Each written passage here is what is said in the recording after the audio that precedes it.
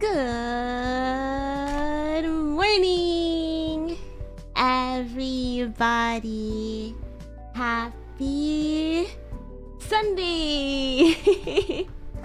I had to think about it for a second.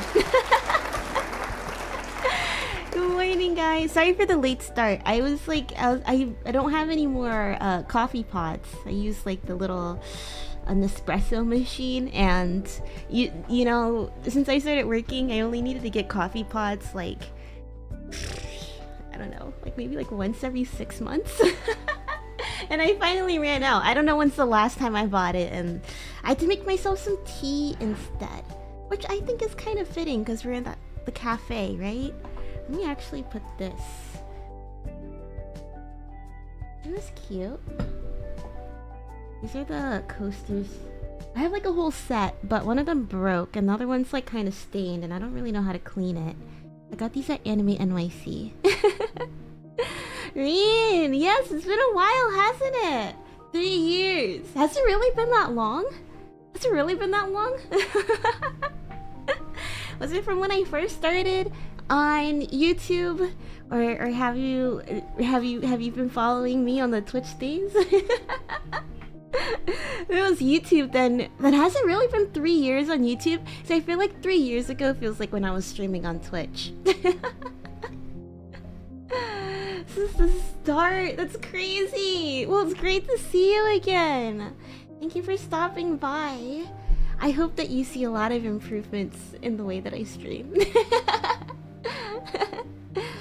Well, if you like to mark yourself present for today's stream, let's have today's dream ping be, what are we feeling? It's a cloudy day here. How about we do some clouds? How about we do some clouds? Let me see some cloud emojis in the chat if you like to mark yourself present. I'll put this right here. Look, wait. I keep showing.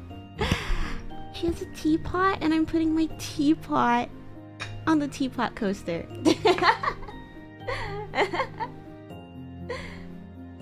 Alright, we have that. I don't know. I was just thinking I might just lock in immediately. But before we get to that, I don't think I put my stickers in here, did I? No, I didn't. I didn't put them in there. I don't even know what to use this for, dude. I was just so excited to get it when I was in Japan. I don't know what I'm gonna use it for. I still even have the other folders that I bought just straight up in the case. I'll just put them... Okay. I wanted to, because I bought a couple of stickers while I was in Japan, if you remember, during the Japan haul at the beginning of this month. I thought it'd be a good idea to start the stream off by adding these stickers to my lovely little sticker book. You guys are familiar with my sticker book, right? Let me put these back here. I was thinking, like, should I make this like a what is it? Like a sticker / memory book? don't know. Cute teapot, isn't it? I got this at Daiso. So it was only like $5.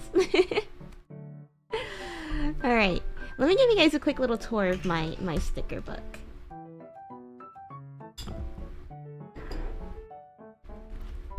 So, this is it. I got this at Anime NYC from, this is the artist, Ririmon. I got this because I wanted to get like the nylon bag so I could carry my stuff. I was like, oh my god, my arms are tired. Because I bought that Pepe. You can see him right there, right? I got that Pepe while I was there. And I was carrying him and I was like, dude, my arms hurt. I need a bag. So I went to this person and then they're like, oh sorry, you need like a $10, like some kind of minimum to pay by card. And I was like, oh, okay, well just give me this book too then. I thought it was a notebook. And then I opened it up. It's a book where it's like sticker pages on here. So you could put your stickers on here and then you could just also easily take them off if you want to put them somewhere else. I was like, that's genius! That's genius! That was like 2 years ago. I haven't filled it up yet, but I've always hated going past stickers and being like, oh, I want to buy this, but like, what am I gonna do with it? Where am I gonna put it? Now I have somewhere to put it, guilt-free. Sorry, I really don't like have... Maybe I'll just do this a little bit. Alright, so here's the pages. I have no idea where I got this from. I think my cousin gave it to me. I don't know. This is also from Anime NYC. They had like a okonomiyaki like sauce booth. I think they had a collab with Naruto, so they're giving out free stickers. A lot of it's really just Hololive stickers. I got these. You see them quite well. From like a snack. The snack was kind of awful, low-key, but it was like a cracker, I don't know.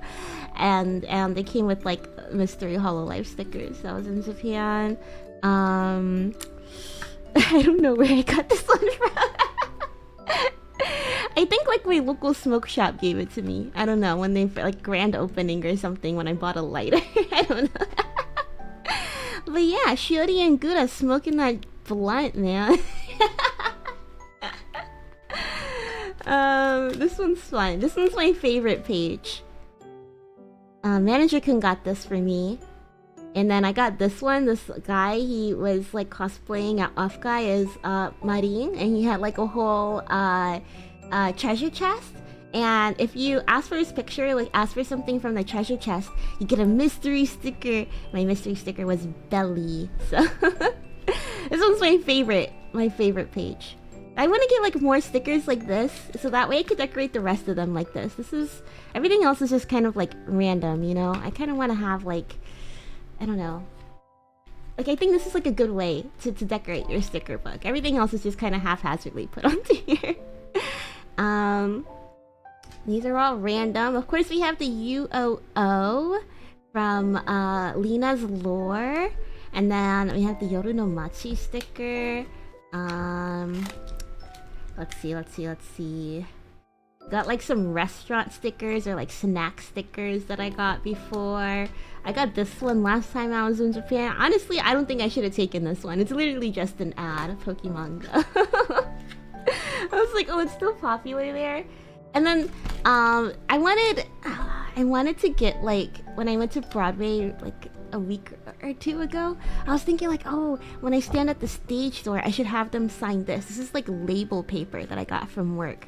So it's like, you barely see. Maybe I should take these off by now. I don't know. Maybe I'll keep them here and I can draw something on there. But this is like, you know, just regular label paper. Like regular like 8x11 paper, but it's sticky on the back. So I was like, oh, if I could get autographs in here, that'd be so cool. And then I could decorate stickers around it, but they only signed the playbill, so fuck me, I guess. Here's some more stickers. A lot of these I got from Off-Kai. This one was made by Ray Zero. He very kindly gave these to us at Off-Kai too. That was really nice. Let's see. my voting sticker. I have a Otakon sticker. This one's really nice actually because it's like Otakon and like the Embassy of Japan. So that was really cool. I got to volunteer at this convention back in the day, thanks to one of my dream HQ quests. Yeah, it was really cool. It was a really cool opportunity. And while I was there, I got to see the what was it, like the Tokyo Olympics? The trophy. I got to see it like a couple times to get my picture with it. So that was really cool. Let's see. These are some more. We got tea here, and then these are from like my last trips to Japan. They had like GU sticker. I think my cousin gave this one to me, and she also gave these to me. These are Miyakojima, which is like one of the island chains in Okinawa. I think this is the Iriomote cat. Is it the Iriomote cat? I think so. I think that might be Iriomote cat, and I think I might have bought this elsewhere. I don't know if she gave that one to me, but I know she gave this one to me. This is like the Miyakojima like mascot. She gave me a bag too. I think the bag is like somewhere on my rack up there, but the bag has this guy. And mom was like, oh my god, he's so scary. But I was like, that's what makes him cute. I got it and I was like, oh my god, kawaii. Chou kawaii. Ski, taihen ski. I think he's like a police officer or something. I went to the Pokemon store in Sunshine City last year too. So of course I had to get Geodude. That's my favorite Pokemon. Only because like nostalgia. This was like when I was playing Pokemon Pearl. That was like the first time I like really just got into Pokemon without... Was it without cheating? I mean, I cheated for the Elite Four. And my friend had Action Replay. But I really did love Geodude because I caught one in the cave at a level 5 and I raised them to like level like 60 something, and she became a Graveler, and I was just like, oh my god, like that's like the first Pokemon that I just like didn't abandon. I did abandon my Infernape. I put them in the PC.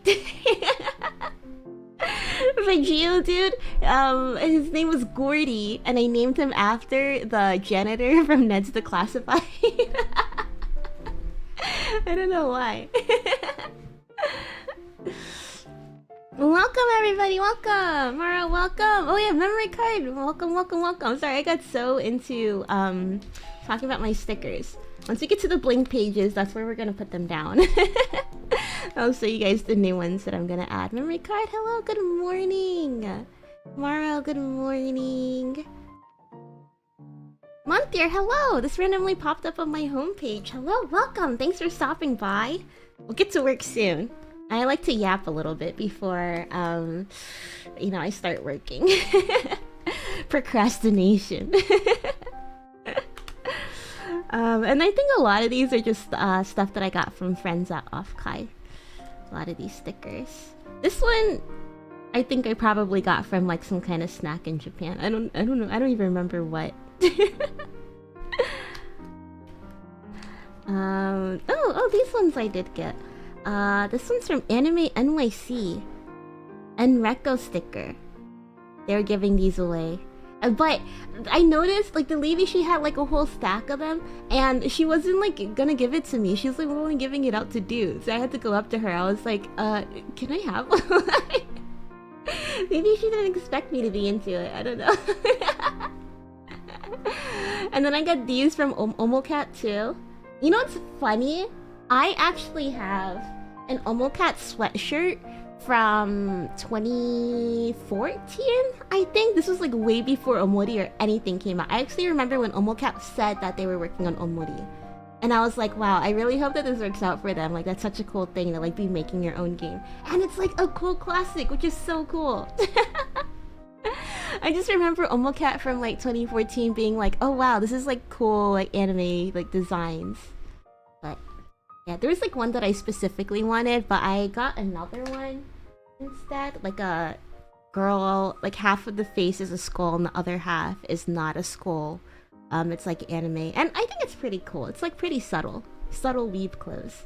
But yeah, here's my now I can proudly say I own 2 Omocat merches because I have the Mokoko t-shirt, which honestly I've only worn to the concert when they came to New York last year, because I don't know, it's not my kind of fit, you know. It's not like my preferred fit. I like a t-shirt to be a little loose, but they ran out of bigger sizes, so I was forced to get a small. We got more. Bow bow. I tried to make it the doggy page, but maybe I should have moved these over here. Make it a doggy page. But here's a real doggy page. They got all these dogs. What's up, dog? Yeah. And I think after that, it just goes to little peeker stickers. Like back here, all of the OG talent. I'm collecting everybody. I think it just keeps going. With just OG 4V Live / Lucid Multimedia. I think that's it. What other games do I play besides Pokemon? Let's see. I'll be honest, I don't even know if I could get into Pokemon nowadays. Then again, it's not like I've tried. I really enjoy single-player story-driven games. I tried to make a playlist, but I realized that like my playlists haven't been updating the way that I thought that they have. So I should probably fix that. But my favorite games that I've played, I mean, it's honestly all been Rockstar. Call me basic, but I've enjoyed the hell out of GTA 4. I mean, GTA 5 was a lot of fun while we were playing it, but I think story-wise, like, I thought it was a little bit hard to follow. Maybe I just wasn't paying attention. Maybe I wasn't used to paying attention to games back then. What else did I really like? I think so far, top 3 games for me would be Red Dead Redemption 1, GTA 4, and then Marvel's Guardian of the Galaxy. And I know I played Guardians of the Galaxy way back on Twitch, so unfortunately there's not really like a series like playthrough for that. But that one was really fun. I was pleasantly surprised by that, and I can't wait to play it again. Every time I go home, I try and load it up on my dad's PS5 so I can like crank up all the graphics and play it, but he's always hogging that thing, man. I can never play. Anyways, here's the stickers that I got while I was in Japan, this last trip. We have this one, Shin-chan, with Action Bastard. I've only really seen the Adult Swim Shin-chan before, so I got this because I wanted like Shin-chan something, and we were at the Shin-chan store at the Okinawa Raikon Mall, which I would say is kind of like a Sunshine City. If you ever go to Okinawa, I mean, okay, if you ever go to Japan, I noticed that there's like 2 kind of malls. You have one that's kind of like touristy, I guess, where like on the top floor they would have very specific stores for like character goods. So like the Shin-chan store, in Sunshine City, that's where you see like the Pokemon like Sweets Cafe and like the Pokemon Cafe, like the Pokemon Go store. You'll see like that kind of stuff. In the Okinawa Raikon, they had the Shin-chan store, Ghibli store, Chikawa. But yeah. Anyways, I noticed that like some malls have like a floor where it's like they have dedicated stuff for like specific, like a dedicated storefront for specific like characters. This is what I got there. And then I went to Don Quixote like a couple days later, and I found out that they had like Okinawa specific Shin-chan sticker, and I was like, well, damn. Let's put these down first.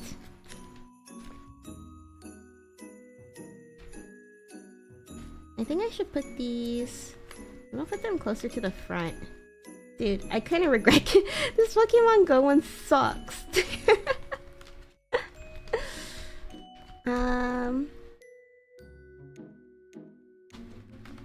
Oh man. I'm not quite sure. Okay, I think I'm gonna put this one. I think I'm gonna put it on this page. I think like it kind of matches well with the colors. So let me go ahead and move some of these. I'm gonna move this GU one.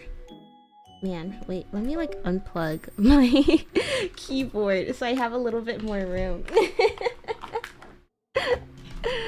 Okay, alright. I'm gonna put this one down. Red Dead is so popular where I live. Oh man, you know, it sucks that my computer is it's a little bit rusty. So I need to get a new one, which I'm gonna do at the end of the summer. I could play Red Dead 2. I've played like bits and pieces on like the PlayStation when it came out. But like, you know, I don't live with my parents anymore, so didn't really get like too much time with it. Okay, I think this is fine. And I'll just put this here. Yeah.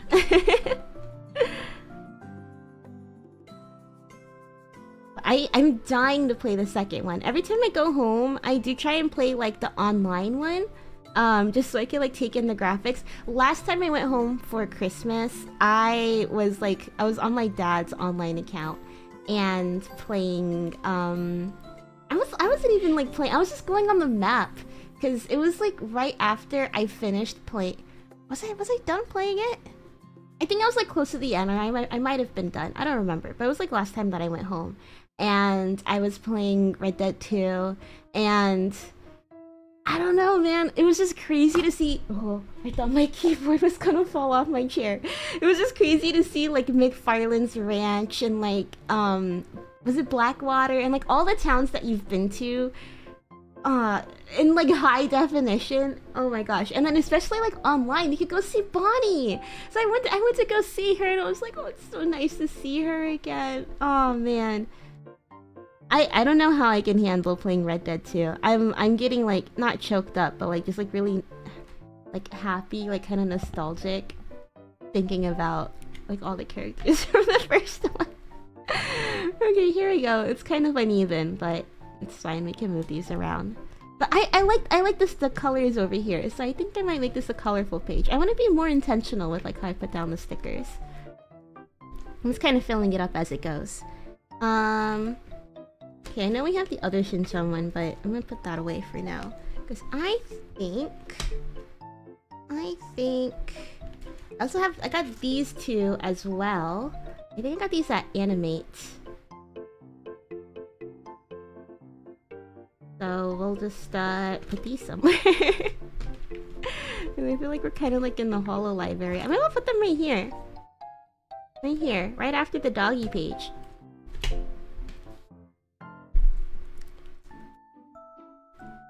Yeah, sorry if you came here to work. The timer's not gonna start until I finish these stickers because they've been sitting at my desk for a while and I'm like, oh yeah, I keep forgetting about this.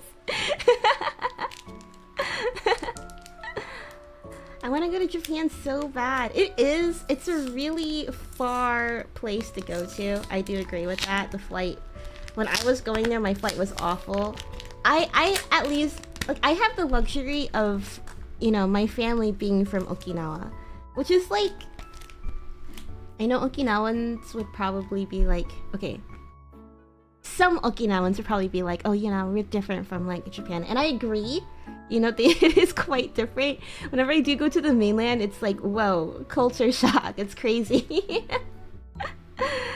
But, yeah, I at least like get to go to that area. Like I have the expectation of like, oh, well, you know, I'm gonna come back eventually. I can only imagine just how, because it's such a great place. Japan's, it's, especially if you like this kind of stuff, it's a great place. And I can only imagine like the sadness that you feel like after you're done. And you're like, man, when's the next time I get to go back? For a while I did like feel that, but it's always like, well, you know, I'm gonna go back sooner or later. Sometimes it was 6 years, sometimes it was 10 years, but this past time, I went back in April. That was the first time that I've gone back, like, it 2 years in a row. So it was quite nice to you know, see like all my family again, especially like my cousins, and not be shocked at how old everyone has gotten. Literally, like when I was there in 2024, it was the first time that I went in 6 years, and like when we went to like a family like dinner, right? And I remember thinking like, dude, who are these guys like walking like right behind us and like talking to my other cousins? They were all my cousins, and I didn't know because they grew up so much. I'm like right in the middle in my cousin's age, so I think like the youngest ones are probably like just finished with college, I think, and then like the oldest ones are like, you know, already starting their family and stuff. I'm smack dab in the middle, I think. When I was back last time too, this is actually really relevant because I'm going to be working on my Japan script today. Wait, I should probably change this. Wait, I actually let me just hide this because I forgot I unplugged my keyboard. My Japan script today is actually going to be I want to center like my vlog around like my identity and stuff, because when I went back to Japan this year, like I said, it was like last year I did get to do all of the like, wow, I'm in Japan again kind of stuff, and like taking pictures of everything. This past time though, my biggest goal was to just I don't know, just feel like really reconnected with like my family and stuff, because it's like I do recognize that I am half Japanese, half Okinawan specifically, but it's like, I don't know, it doesn't really feel like it. Like I definitely know that I'm quite Americanized, you know. Anyway, sorry, that was like a huge yap, a huge tangent. Difficulty, welcome. Streaming is so hard, isn't it? I was thinking like, man, I want to sleep in today. I'm in Saudi Arabia. It'll be a really painful flight. The furthest I went was Malaysia. How long is that flight? I think going for me, so we start in like, because I come from like East Coast United States, New York, and then I go, let's see, we go straight down. But if you fly over, I think like Alaska or something, I don't know. You fly over, it's like 16 hours maybe, and then after going to Tokyo, like right after that I have a layover usually, and then I go to Okinawa, which I think is like another 2 hours 45 minutes. So it's probably like 18 hours. Did I watch Guda's graduation stream? Of course. It was actually really sad. I was sad that I didn't catch too much of Guda's stream before she graduated, but I've always like looked up to her. Like I remember, like literally while I was last there, like they had her toy, like her Nendoroids and like her pop-up parade figurines at the airport, and I was like talking to my brother. I was like, it's crazy that like she's everywhere, right? But she's like, you know, like an English-speaking talent. like the fact that like someone whose native language isn't Japanese could like make such a splash in like otaku culture. Splash, get it? That was unintentional, but you know, and I was just like, that's so crazy. And he's like, yeah, that's really cool. And then I come home and I hear that she's graduating, and I'm like, oh well. Maybe I should have bought those figurines at the airport.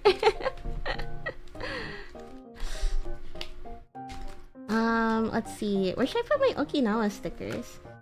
Maybe I'll put them, I want to put them here, but I have to move all of these guys over. This one is like, I think it's supposed to be like the sunscreen. That's so cute. And then this one, I also got this one at Don Quixote. It makes Okinawa seem like really country. You have the Oji-san, Oba-san, and then they're on a Goya, which is like a, what is it, like a bitter melon? I don't even think I like Goya that much. I don't know if I've had it too often. But they're like on a Goya, which is like what Okinawa, I guess, is known for. I think it's like Goya and black sugar. I think glass too. Actually, let me grab something for you guys.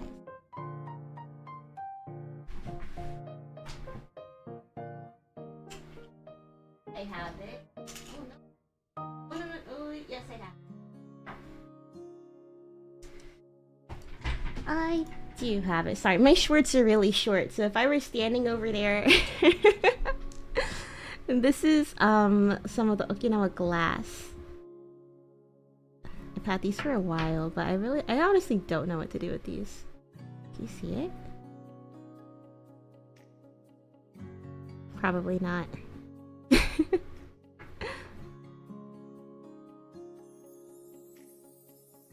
Oh. You can tell I gotta get my nails done. I'm gonna do it on Monday. Should I keep the same color? They're getting so long. I was curious to see like just how long I can go. I think it's been 2 weeks. Anyways. Is it true that Okinawa has a strong dialect? I mean, honestly, I'm probably the wrong person to ask. Because A, my Japanese is quite poor. And B, like, that's really all that I know, right? So it's like growing up, I mean, I don't know. I'm not quite sure. I mean, I think so, maybe. But I've never, like, heard it, like, being pointed out by my family. Like, I think maybe my family speaks, like, rather standard Japanese. But probably, like, older generation and stuff would have, like, a stronger dialect. My grandpa's from Ishigaki, which is basically closest to Taiwan. It's closer to Taiwan than it is like anywhere in Japan. And I went there for the first time last year to go visit our like family tomb, which is really nice. It was really nice to go see. Like, that was like another thing where I was like, wow, like I'm related to people in this grave. Because I would say more often than not, I definitely feel just Japanese American rather than Japanese. Maybe I'll put the Okinawa stuff here. Move the label paper. I'll move it over here.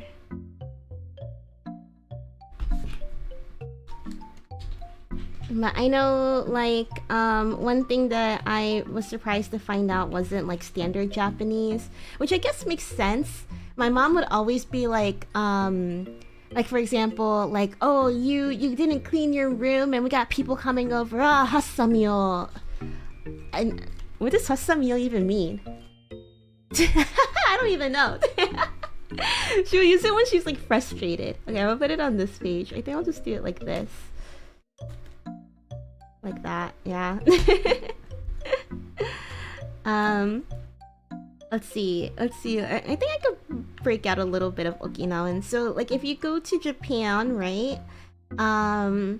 When you first get there, you see like Nihon yokoso. Yokoso is like welcome. In Okinawan, because Okinawa was once its own kingdom with its own culture and its own like language. Its language did derive from, I think, Japanese, but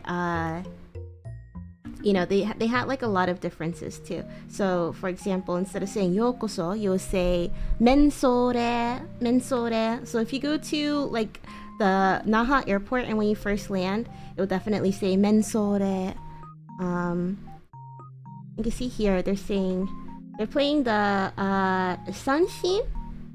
I think in Japan, mainland Japan, they'll have the shamisen, right?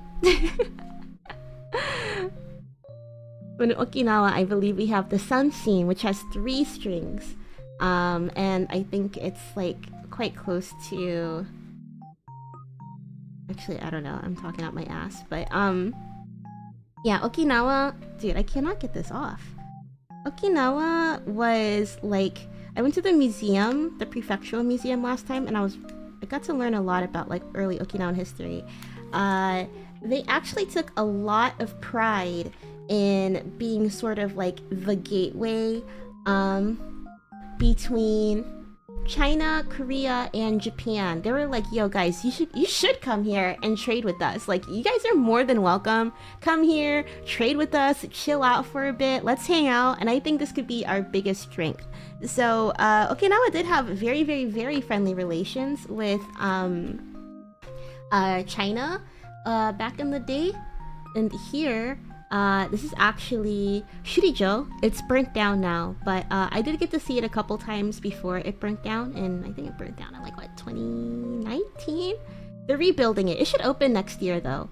But you can see this is like one of the most unique castles in Japan because it's heavily inspired by the castles, and I think specifically the Forbidden Castle in China. So yeah. My grandma's side of the family actually lived quite close to Shurijo, and my mom told me that like my great grandma got interviewed when they were reconstructing the castle after World War II. This castle got destroyed like 6 times, by the way. Maybe like 4. Yeah, I don't know. Maybe like 6. Like a couple of times, couple of fires, World War II. But yeah, my great grandma, I think they said she got interviewed to like be like, oh, so what color was the castle? Do you remember?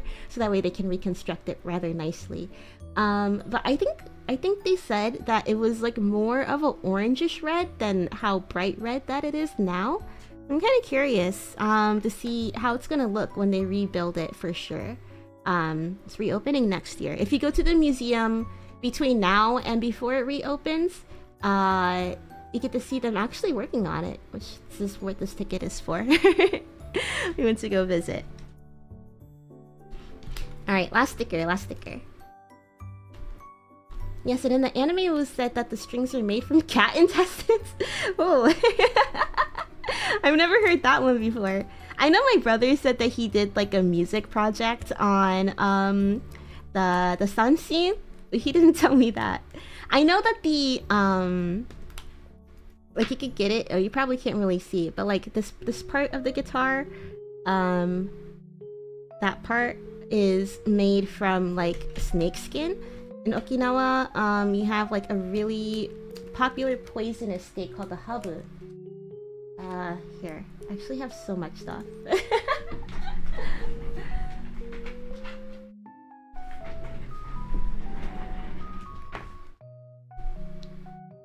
I got this from a gacha a couple years ago. This is the habu snake. We actually make habushu, which is like, I think like a kind of like rice wine or like sake or something. Oh gosh, I don't know how to make this focus. But a habu is like another cultural, I guess, icon. Very poisonous. My mom got like super upset when my brother and I were chilling in this forest behind our house. We were, okay, not chilling, but it was like we had like a little bit of a hill. So the kids would go up in that little forest. And it like, we went there before we came back. Or we went there last year. Or not last, sorry. We visited that old house like last month while I was there. And I was like, that forest isn't even crazy. But it was like a really like small wooded area. Very small wooded area. But my mom, she would yell at us because she didn't want us like hanging out in there, because she's like, there's gonna be snakes. But we wanted to like that's the top of the hill, so that way we can like, you know, slide down on the cardboard box. We wanted to do that so bad. But I guess it makes sense. My grandpa's sister actually, I'll just call her my grandma even though she's not my grandma, but she has a limp because she got bit by one of them as a kid. Which is crazy. It must have been like a lifelong thing. Sorry, I'm trying to slip this off. Oh, here we go. Asura, welcome, welcome! We're just putting some stickers on before we get to work. Which is honestly so relevant. This is getting my mind ready to script. I want to script on identity. And even though I wish that I knew more about Okinawa and like the culture and stuff. I wish that I did feel a little bit more connected. I mean, hey, that's life, right? You gotta learn.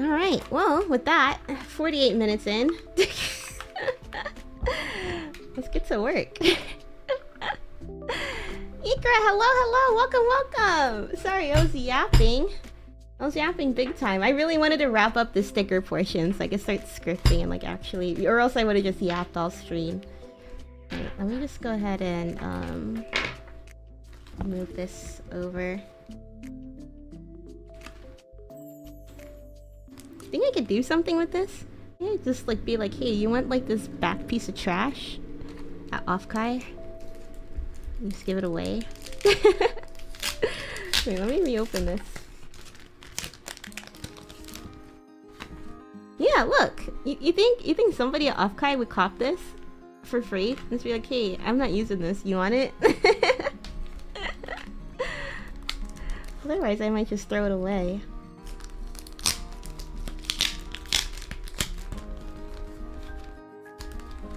I mean, it's really just like a plastic, not plastic, but like a back cardboard. I don't know. I mean, I'll throw it away in California. California! I sadly bought my Offkai ticket flights to the wrong airport and I can't change it. It was actually cheaper to just get the Uber get the Uber from the airport. I think I'm flying into the old Offkai airport, which I think is the San Francisco one. It's cheaper to just Uber between them, San Francisco and the San Jose airport, than to just get a new ticket. So I guess that's what I'm doing. Let me put this one up too. Alright.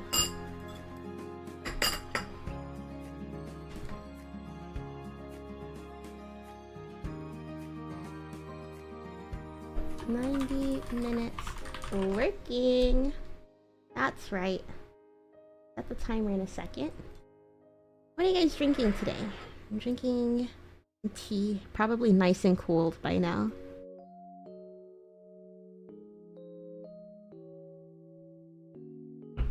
Here's my teacup. This is a hand-me-down. YSL. Sounds very nice, but I don't know. I don't know where my parents got this from. Yves Saint Laurent, YSL, and Yamaka International. I thought these were like fruits and stuff, but they're actually flowers. I thought these were like grapes and like tangerine. I don't know where my parents... I know that we've had this for a while, and I know my parents weren't like that well off when I was a baby.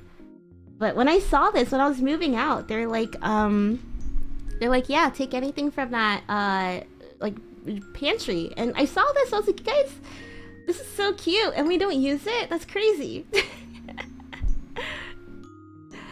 Anyways.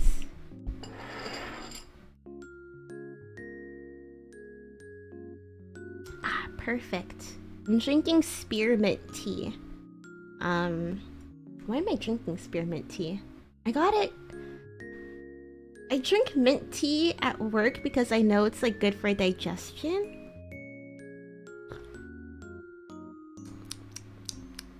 I don't know why I got this one at home. Maybe it was good for your skin? I don't remember.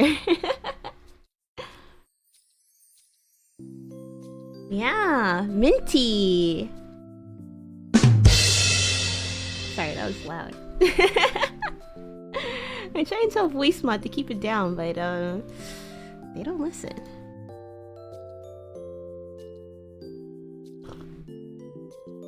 Alright. Let's get it started.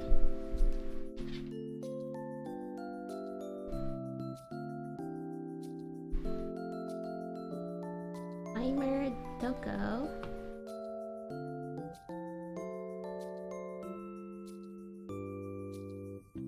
Alright. See you guys on the other side. Locking in.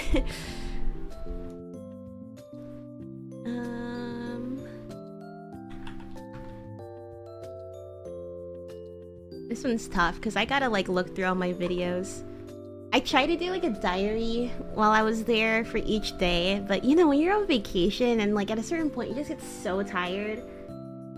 And just like, and like, I'm trying to think, I didn't do anything but shop. That's why I had to reframe from being like a general, like, oh, this is what I did on the trip, to like, this is how I connected with like my identity on the trip.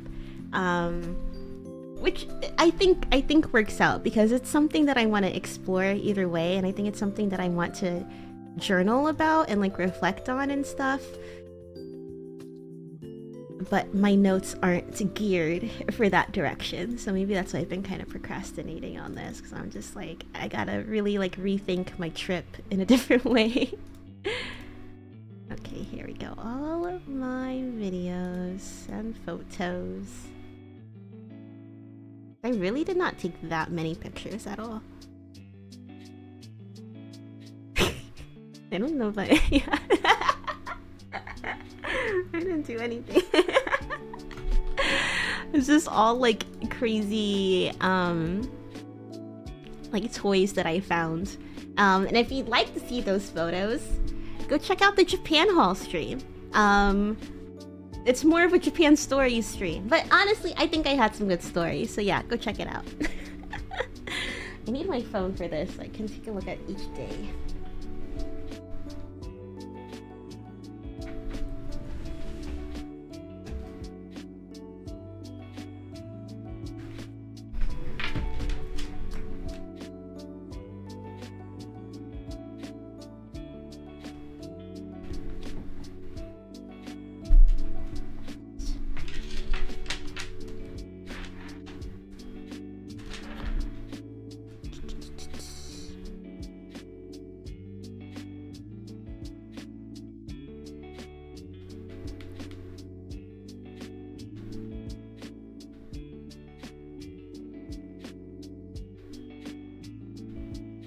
Okay, thankfully I took so many more videos on here.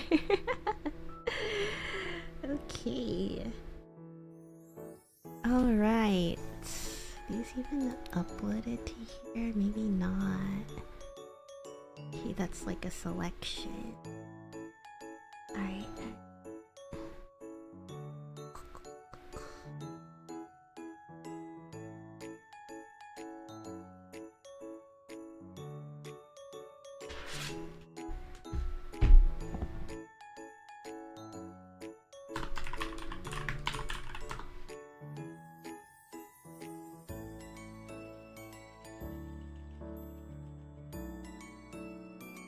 Never traveled anywhere except for early childhood. Travelhood. My parents taking me to my 12 hours? Oh my gosh, that's so long. Yeah, I mean, I guess I grew up like not traveling a lot, but because of my dad's job, we didn't move as often as other people did. But we were far away from family. So because of that, we did get to like travel quite a bit. But travel, I don't know, it's never been like a vacation travel though. It's always been like a trip to go visit family. I don't think that I've actually taken a pure sightseeing vacation before. Like unless you count like, oh, you know, we're gonna go to Tokyo after we go visit our family. But I've always wanted to go to like Europe. I think specifically Italy would be a top country because I feel like I could do a lot of things, like stuff that I'm interested historically, into like one trip. Ancient civilization and like pre-modern and like all of that, all in like one area. And then I also like Italian food. I was like, I would go to France, but I don't know if I'll like French food that way. Then again, French food is like so influential that it's like not basic, like standard food, right? I don't know.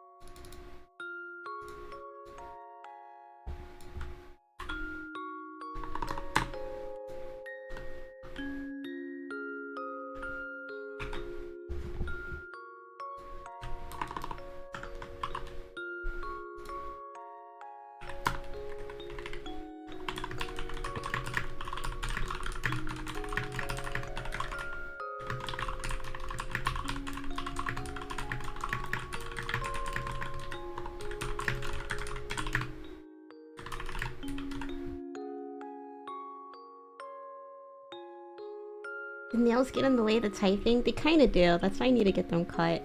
I got a dip. Honestly, dude, if anybody's trying to get their nails done, I know like a dip is like, you know, it's a little bit more pricey. But look, like no chips, nothing. It's just all you gotta do is just worry about like your nails growing from the bottom. I'm gonna get them done. I was gonna go last week, but I didn't really feel like it because it was so rainy. I don't know what kind of color I'm gonna get though. Or if I'll just tell them to like, just take it off and then I'll come back like right before Offkai. I don't know, but it's like, it's been like 3 weeks, I think.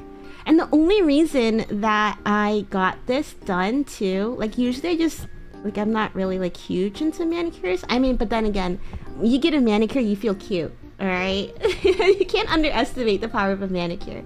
But, I was growing out my nails because I was considering getting them done. I usually consider it and then I just kind of like give up. I'm just like, yeah, whatever. But I actually like broke my nail quite low on this side. And I was like, okay, you know, I'm just gonna go to the nail salon after. Because the nail salon's quite close to the HQ, actually. And it's another reason why I grew it out. Because it was like, the nail like broke down here. But the lady, she fixed it. I was like, can I get a gel? But she said that the dip works better. And my nails are so strong, dude. I haven't had to worry about it breaking or chipping or anything. Dip might be the way to go. I didn't get it at first, but I'm converted. I'm so converted.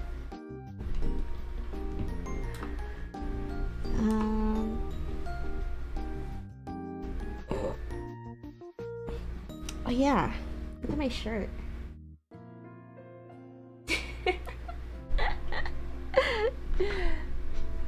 You see it? Wait, maybe I'll do it this way. Disgusting, brothers. I'm not kidding when I say I'm a huge Succession fan, man. I even got this shirt. I got it, I think right after the finale. I saw, oh my god, okay, so Succession used to be you have now the Last of Us Sundays. Back then, it would be Succession Sundays and Barry Sundays. Oh my god, Barry was such a good show too. But the actor who plays, where is he? This guy? Okay. Okay, they don't want to show. The actor who plays one of the guys on my shirt, he actually like owns a bar around here, and well, he hosted a finale. I think the bar would host like watch-alongs over there, but I never went, and that's like one of my biggest regrets ever, that I never went, especially for the finale, because the character, or the actor, not the character, but the guy, he was there as a bartender, and I was like, no, that's my favorite character too. I even have a Funko Pop of him. No. It was, and honestly, the Succession finale was so amazing because he had Succession finale and then he had Barry finale back to back. That was like, it was so great. It was so great. I miss Succession Sundays so much. We'll do a watch along. I'm really hoping to plan it perfectly so that way we can watch it and then finish it before the end of the year. Hopefully, like when it starts to get a little bit colder out. Yeah. After summer.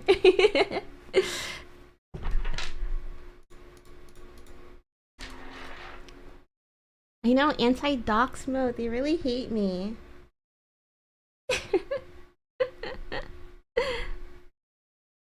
They don't want me to show off my corporate husbando.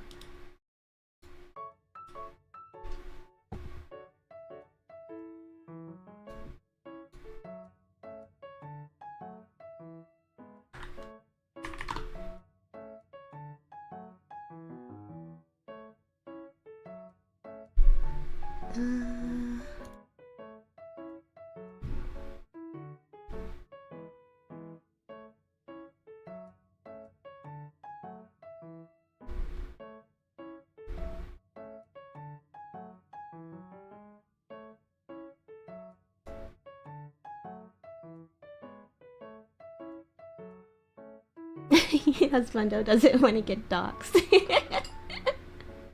That's my biggest hear me out. Anybody who's a fan of the show is like, oh, Greg sucks. And I'm just like, no. That's why I like him, because he sucks. He's a slimy piece of shit. That's why I love him. You leave him alone. It's like that Kevin Hart meme.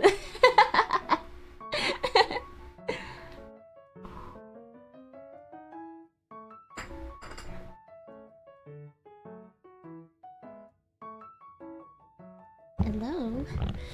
Focus, please. I wish there's like a button to make it focus. It's okay. Is this like kind of aesthetic? Unintentional blur.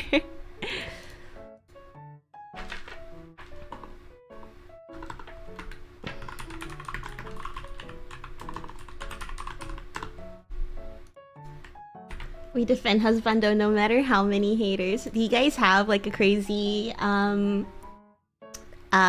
like, I guess you hear me out character? Like a character that's like everybody in the fandom, like a divisive, it's divisive. Everybody in the fandom is like, why would you like that character so much? You're like, no.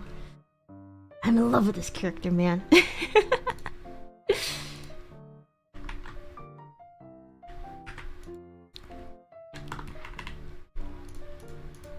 Honestly, a good topic because I don't know if you guys know. You guys seen it yet? Let me actually retweet it right now. I'm gonna be in Xander's We Listen and We Judge stream on Wednesday. I believe it's Wednesday, right? Wednesday's the 28th, right? Yes, on Wednesday at 9 p.m. Eastern, 6 p.m. Pacific. Let me share it in here.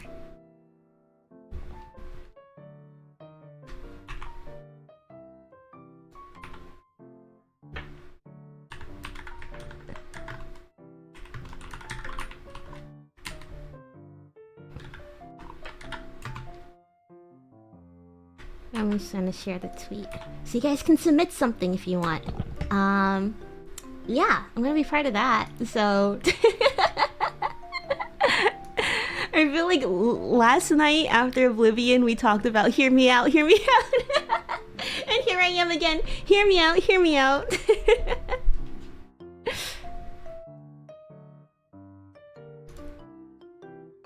Yeah, I think that's my biggest hear me out. I've converted like some friends to like watch the show, and I'm just like, oh my gosh, like you guys gotta watch it, it's so good.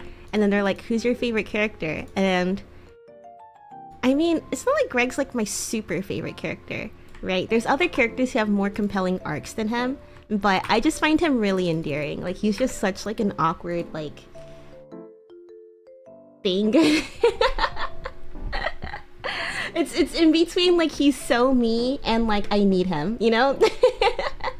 Maybe it's because I see me in there and it's like a narcissist part inside of me that I see myself in that reflected in him, and I want that for him.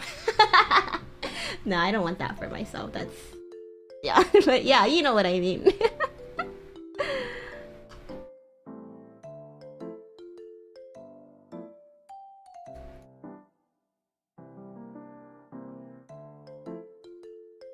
Why was I floating? I just realized I was floating.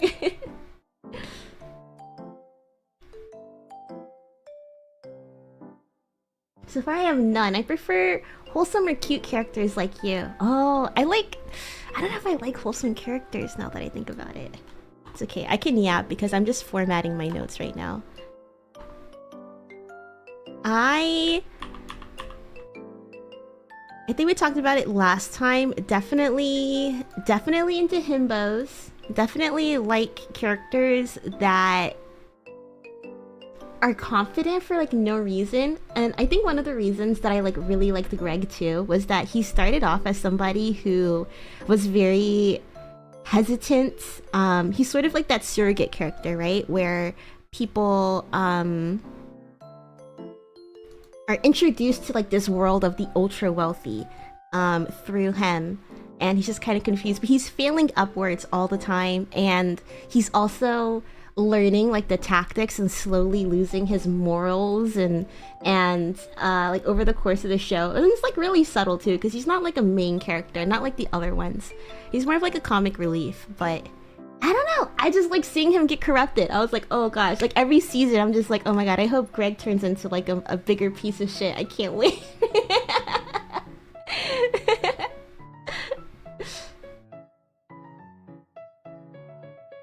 I once got a crush for an anime girl that's good at swimming. Oh, does it make you like feel like, oh, I wanna pick up this kind of hobby too? When I watched K-On! I was like, oh man, I'm gonna learn guitar. I mean, I guess it's kind of different than like having a crush on a character, but I wanted to learn guitar because of K-On!, but I think I just really wanted like friends like in K-On! I think that was the real. Let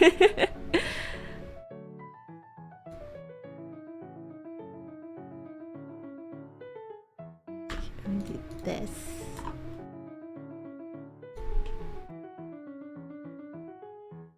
I'm formatting the notes of the movies that I watched on the airplane. I watched A Real Pain, I watched Nope, and then I watched Catch Me If You Can. I wanted to watch Conclave, and I kind of regret that I didn't, because it became really relevant like as soon as I came back. I was just so exhausted on the flight. I went to see Craig's Final Four.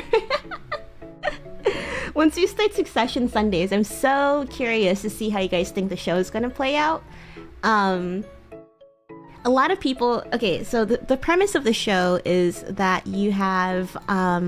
if you haven't heard of the show before, it's an HBO show. I think it started airing in like 2018 or something.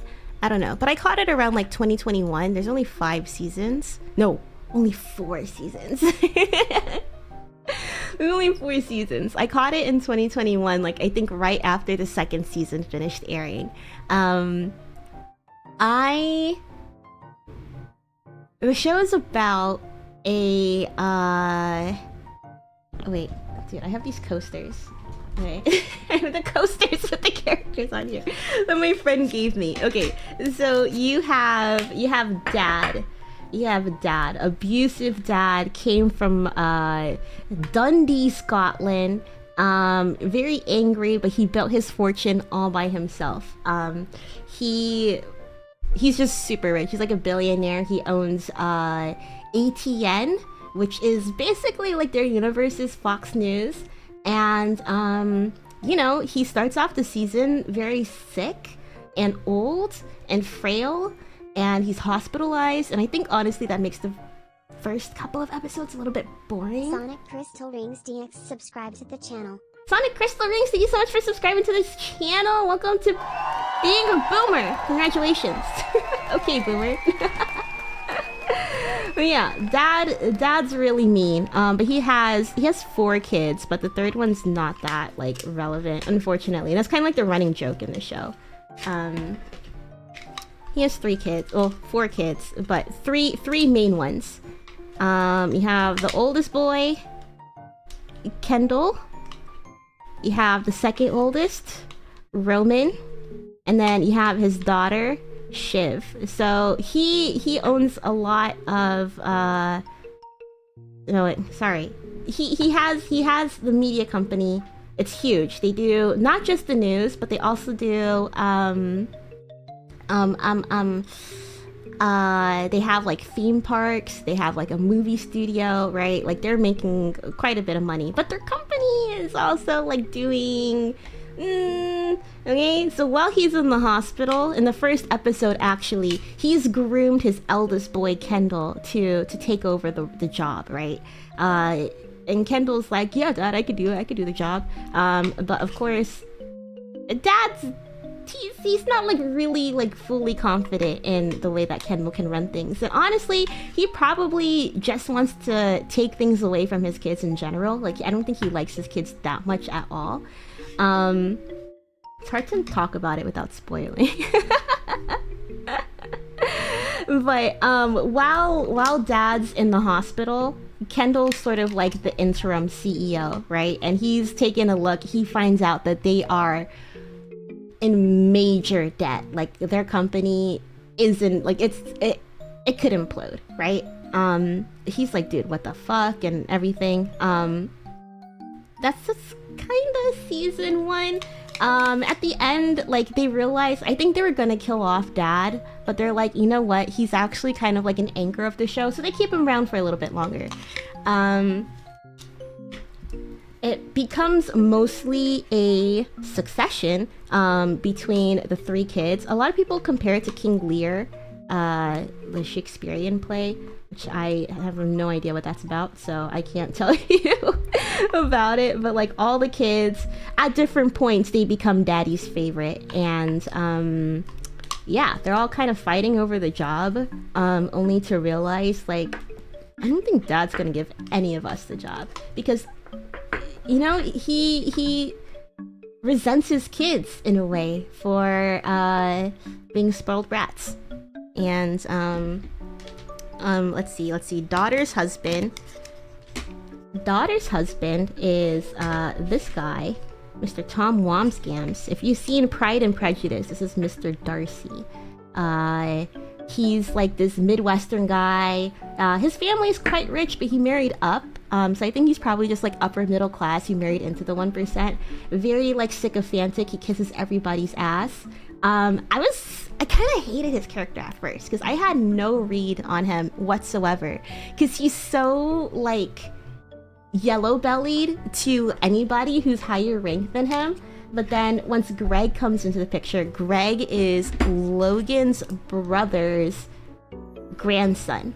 So this guy, this is like his great uncle, right? He gets high on the job in like one of the first scenes of the first episode, gets fired, and he's going to Grandpa's birthday party and being like, Grandpa, can I have a job? He's like,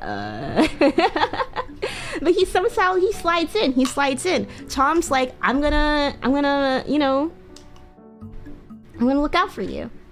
So Tom, he's kissing everybody who's above him ass, but anybody who's below him, he's verbally abusing. So you can even see here, one of his major quotes is, you can't make a Tomlet without breaking some Gregs. I think the joke was that he sent Greg that email like 60 something times over the course of one night, except for like in the period between like 2 o'clock and like 3 o'clock a.m. and there's a reason for that. Anyways this is the resume of the show. If you want the real deal, come to the watch along. Yeah, come to the watch along. The end of the summer, once it gets a little bit once the sun starts setting earlier and it gets a little bit colder outside and I want to spend less time outside, and I miss Succession Sundays, and I want you guys to experience like why I like this. It sounds so boring when I talk about it too. Like, oh, a corporate drama, but it's like it's about, you know, how the characters interact with each other. I think that's what I latch on to the most. Just seeing like the power plays that they play against each other, and then seeing themselves shoot each other and like shoot themselves in the foot too, because they're all a product of their environment, and their environment is dealing with, you know, Logan's abuse. It's like Logan, he's like mad, like he wants one of his kids to inherit the business, but he's mad at them that they're not good enough to inherit. But it's like, because of how he raised them, they're never going to be good enough. So it's just them like constantly trying to like win Dad's approval, which they will never get. They will never ever get, because he hates them. He resents them. I've seen it like, I don't know, like 4 times. I've watched season 1 and 2 multiple times. I had to wait like 2 years for season 3 to come out. But I don't think I've like sat down and watched season 1 through 4 all at once. Actually, No, I did, because I had to get my roommate hooked on it. So I only did it that one time. And it definitely rewards you the more that you watch it too, because you get to see how, even though they're writing the scripts, like I think season by season, but you do get to see like how much attention to detail that they put into like making sure that not all of the plot points weave into the finale, but at least like most of them do come together in a satisfying way. But yeah, I am still on European time zone. I don't catch up now. What I was thinking to do was do like the watch along in Discord, and then do the watch along in Discord, and then do like a recap or like a discussion like on stream or something. So that way, you know, maybe if you can't do it, like come to the watch along, then you can maybe like watch it elsewhere and then come and discuss on. And I feel like the discussion part is like so much fun, especially like just to see what people who never seen it before, what they think is gonna happen, how they think the characters are gonna like unfold and stuff. I hate it, Tom, because it's just because I didn't know if he was sincere or not. I'm just like, why is he so yeah, like he's such a kiss ass. So like anybody who's a, I don't know, like I like seeing him be a kiss ass, but I also just hated him being like, you know, thinking like he's so above everybody else when he, yeah. But that's what made him one of my favorite characters by the end. I'm just like, oh, once I got it, I got it.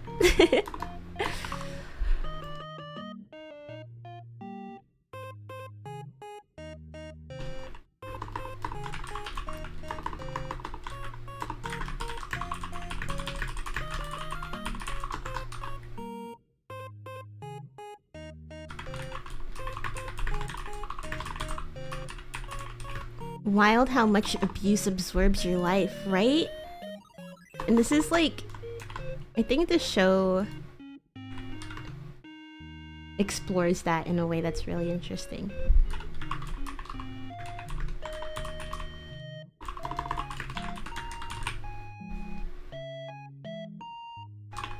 But honestly, I don't know.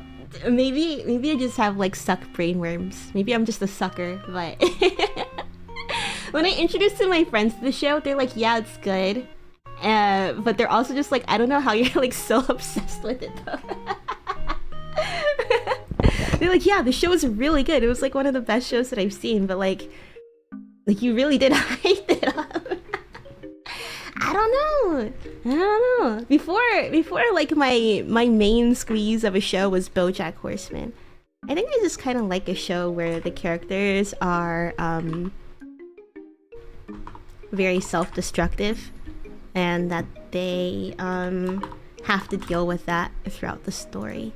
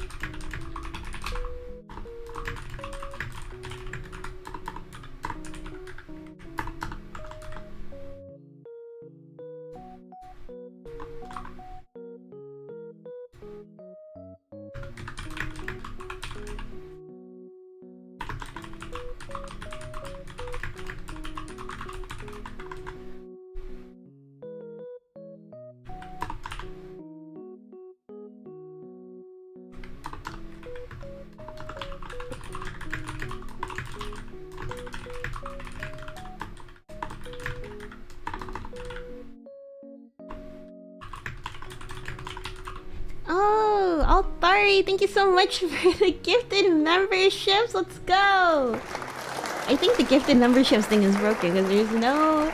Just wait. It's a working stream. I could just fix that right now. Why do I not fix that? There's no like sound or anything. Thank you so much. Congratulations, memory card. Thank you for supporting me and getting my quota done to HQ. HQ is actually thinking of changing it from a donation quota to a membership quota. That way we can get a lot of boomers to rally behind me as I continue to study human indulgence. A blessing for you because I just found out my passport got approved. Congratulations! Oh my gosh, wait, that's a huge congratulations. Oh my gosh, that's so exciting. Are you planning on taking a trip with your passport?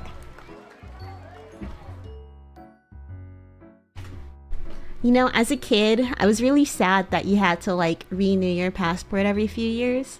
Because I was thinking like, well, I thought it'd be cool to just be able to collect as many stamps as you can, right? Like, but they don't let you do that. You gotta give it back. Like, what if I want to collect stamps from like all over the world? You know, sounds like not like a waste of effort, but like I don't know. I feel like a stamp book from all over the world could be such a cute little thing.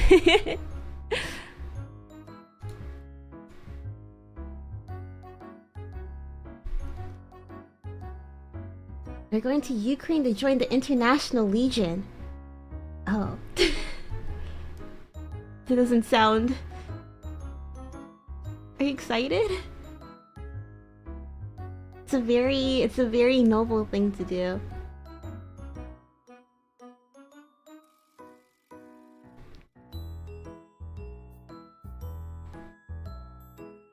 Sorry, I'm not so sure what to say about that.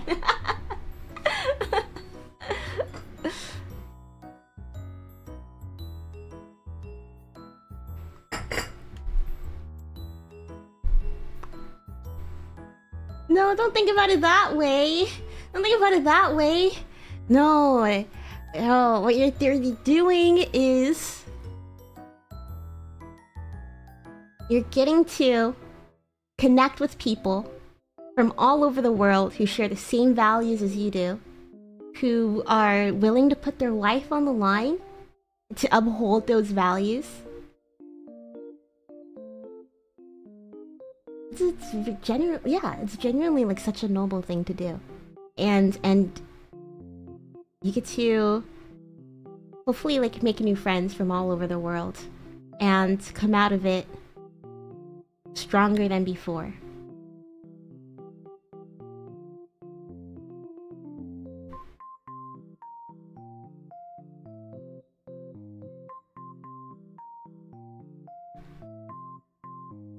Let's see. Community gifts.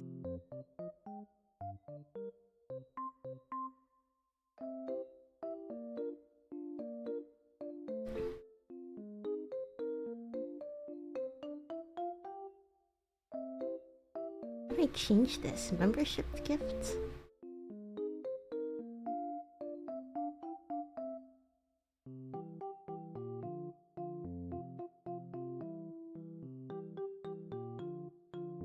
Variation?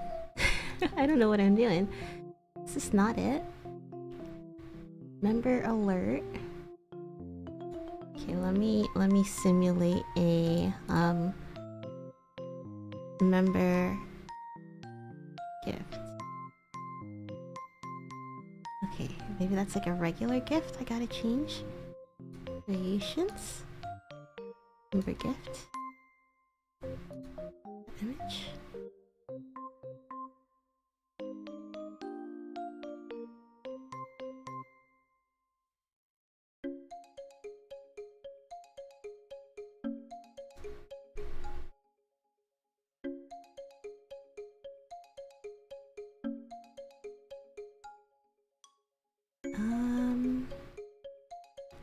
Save? Did I do it? Okay, gonna test it again. Wait, I didn't save it here. Wait, I'm gonna test it another time. How much for the next emote, by the way? Or the member? Wait, what do you mean? I do need to get new emotes. Wait, let's try this again. Member event. A gift. Okay, well the colors aren't right, but it's okay. Bob Ross. I don't even think I have a sound on here too, huh? Okay, alright. Should I get distracted and work on this instead? I gotta get it done either way.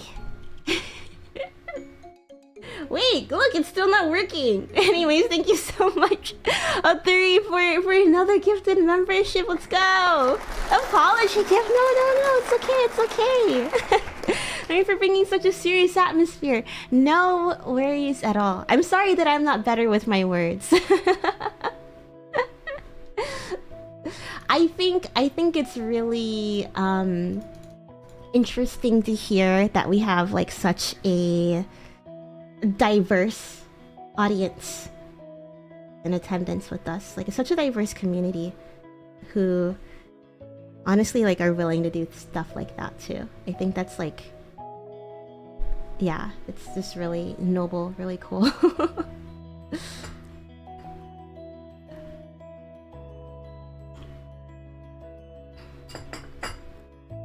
I mean, I grew up as a military brat. I mean, it's not like, I don't know.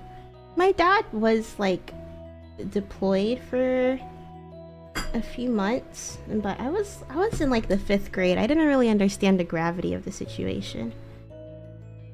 But he did come back, tell like a lot of stories and shared a lot of pictures and stuff. And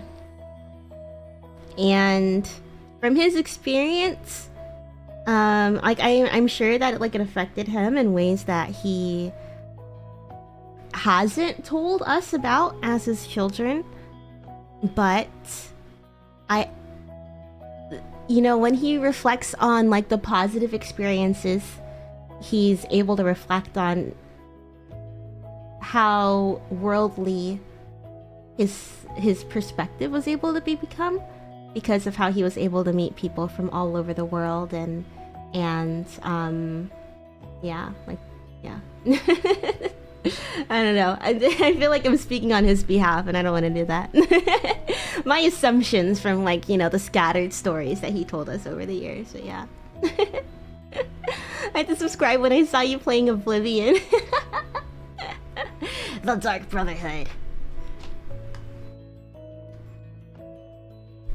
Okay, let me try and fix this, let's see, memory event? Maybe it'll be a community gift, but let me take... I guess I should probably... change this stuff anyways. Talking to myself. Okay, community gift as well. Is that the image? Let's do this one. Upload sound.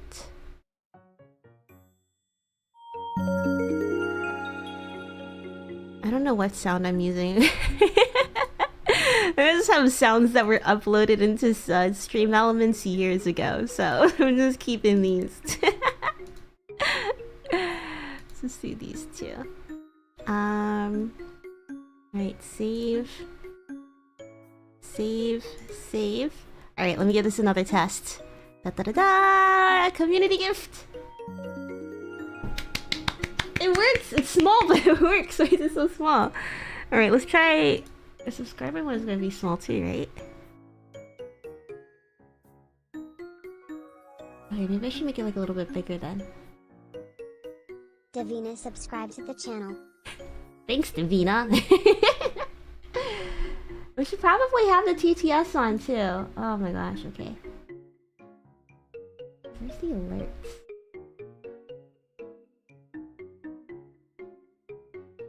It sounds like old Windows. I think I got this in like a frame of reference like starter pack.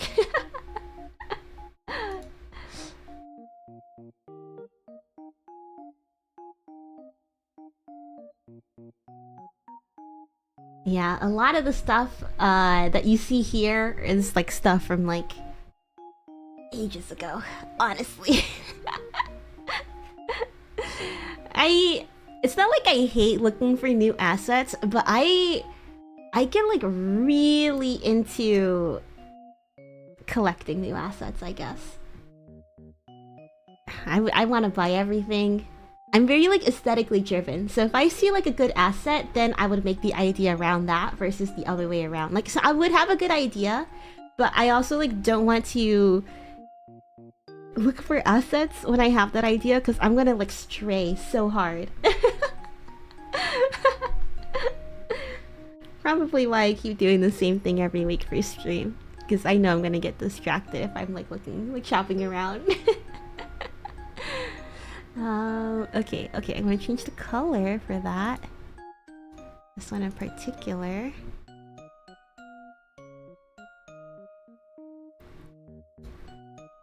Change the highlight. Text setting. Highlights. Okay. And variation. This one.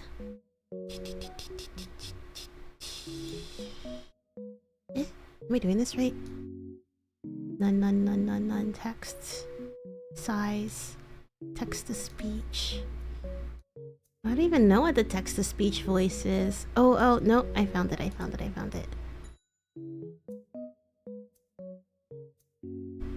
Oh, where'd you go?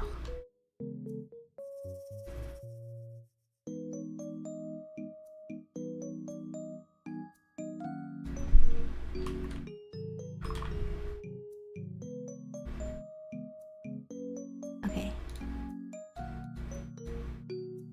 Save.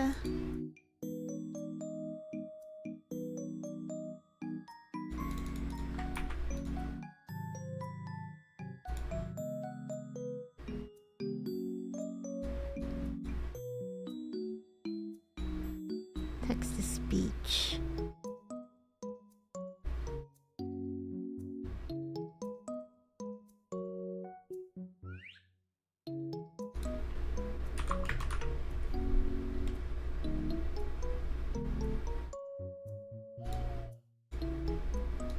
Okay. Alright. Let's see it. Remember. Community gift. Yay! I did it! Undertaker just gifted 5 memberships. Thanks, Undertaker. Alright! Okay. Alright, nice. Usually, I also hate going on the stream elements because I would be like tweaking on that stuff forever. I think I get too easily distracted when it comes to working on VTubing stuff. But clearly, dude, I feel like I barely got work done this working stream.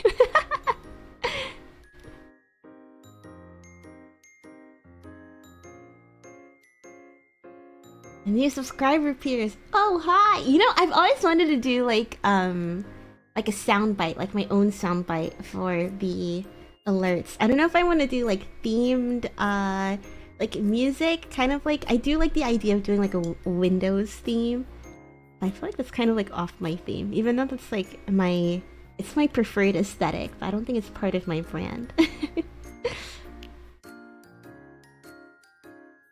Better get a 999 Pokeballs so I can catch people who haven't subscribed yet.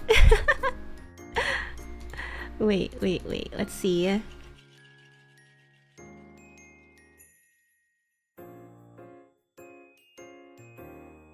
Did you know that 37.6%... Oh wait, no, that's not the right. That's watch time from subscribers. Lifetime? Okay, either way, did you know that 37.6% of you guys aren't subscribed?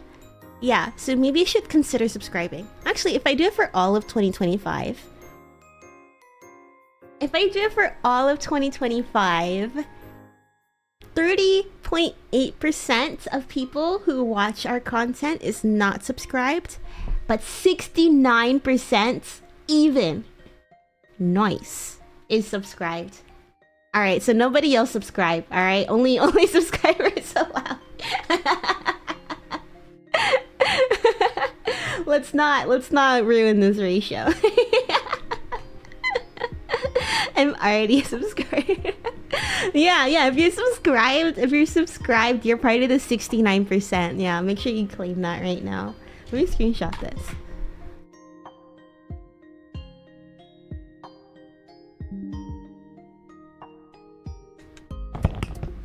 I need to do like a square screenshot. Rectangle.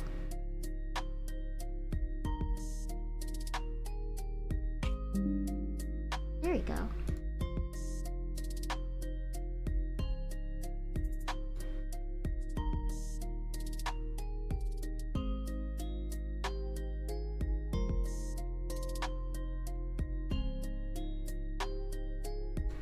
You too can be part of the 69%. Or actually, no, you can't be part of the... No, you claim your 69% right now. The screenshot is up here for you to claim. If you're in the 69%, congratulations. Congratulations, truly. Thank you. My 69ers. Let's change Boomi's fan name to the 69%. Yeah, if you're part of the people who are watching. Oh my god, I love this date. May 5th, 2020. I'm sorry, May 25th, 2025. 5/25/2025. 69% on 5/25/2025. Congratulations. It's another round of applause for you.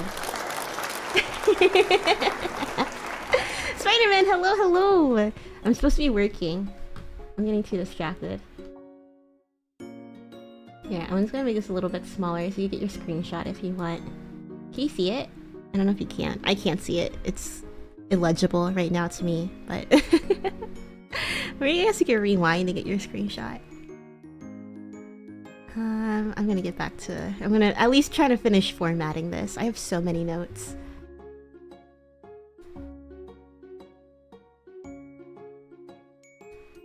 Which I guess is good. This is gonna be a very decent video. But then again... Might have to cut some of this out. Maybe put this in a different video? We'll see.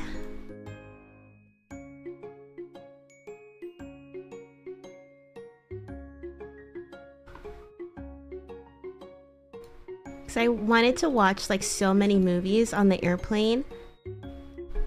And I was just gonna watch them to include it in my vlog. But now, looking back on it, I want my vlog to be like my connection to my identity and heritage. And now I'm thinking like, I don't know how well like these movie reviews are gonna fit in. I guess we'll see. Maybe they could be fluff. I watched The Real Pain, which I gave a 4 out of 5. And honestly, I kind of forgot about like what that movie was about, but reading these notes, I remember. If you haven't seen the movie, it's about two cousins who go to Poland to like learn about their family history. So I think I'm gonna keep this review in because I think it does, like, I felt a lot of parallels between like my trip and their trip, even though it's completely different. But I think like the premise of like our trips are similar. We're going back to like the motherland to learn about our heritage. But besides that, there was not really like any other parts where I like related to their experiences, but I did relate to the characters.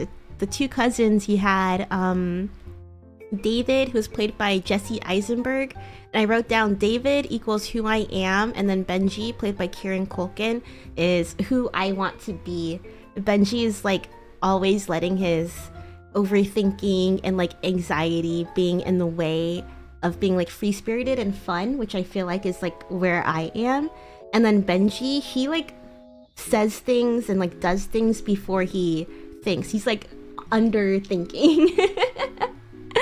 And I was just like, I want that to be who I want to be, because throughout the whole thing, like Jesse Eisenberg's character is just like, you know, like a little bit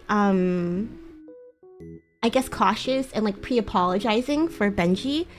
And meanwhile Benji is like uber popular with their tour group because he's just so real with everybody. Like at one point he tells off their tour guide for like I guess like going through the motions of the tour rather than like really connecting with the tour. He like goes off on him in like a way that like really like hurts the tour guide's feelings. And David, Jesse Eisenberg's character, is like, oh, I'm sorry for how he was behaving and stuff like that. But later on, the tour guide goes up to him, goes up to Benji, and he's like, you know, like, thank you for the feedback. You're really like the first one who gave me real and honest feedback. And Benji, he doesn't even remember what he said. He's like, what did I say? You know, even though he's like, I guess like taking up a lot of space, for lack of a better word, everybody still loved him. And that was like, I don't know, that was like one of the things that I was like, I want to be like that. I want to think less, act more, and stop like pre-apologizing for like, you know, taking up, for existing. Papa, welcome. Hello. If you're having a lovely Sunday. I'm scripting my Japan vlog right now, deciding if I want to keep what I want to keep and what I want to leave. I think I'm going to keep at least this review in here. The other movies I watched was Nope and Catch Me If You Can, and while I really did, I think I picked really good movies to watch. I did really like these movies, but I don't know if this is really going to tie together with my vlog, so maybe I'll have to leave it for something else. Maybe I'll have to find a way to like tie them all together.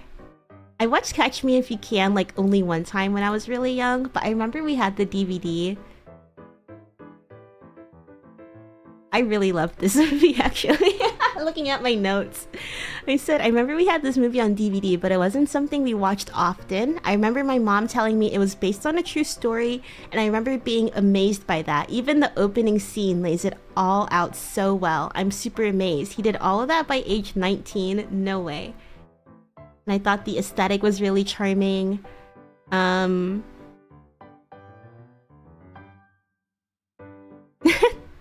I said Brenda is, I don't remember who, oh, Brenda, I think that was like the girl he married, right? I said she's so obedient, but then again, for young Leo, sheesh, me too, girly.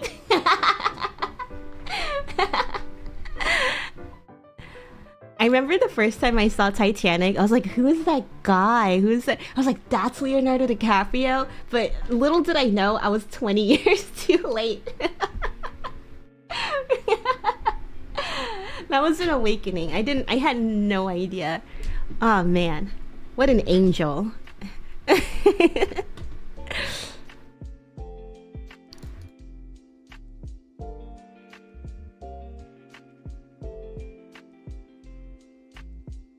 And then I also wrote down like Frank Sr. dying because he fell down at Grand Central, sad, but OMG, I'd be so embarrassed if that was me. Imagine dying because you tripped and fell in public. No.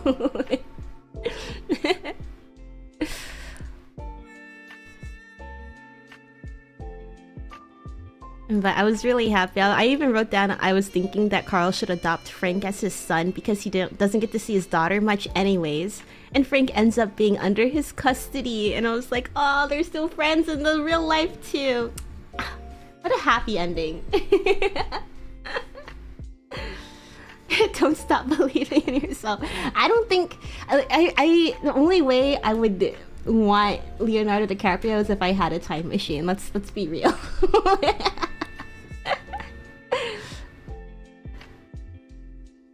Could also pursue George Clooney. You know, I was thinking about this with like Zoolander and stuff too.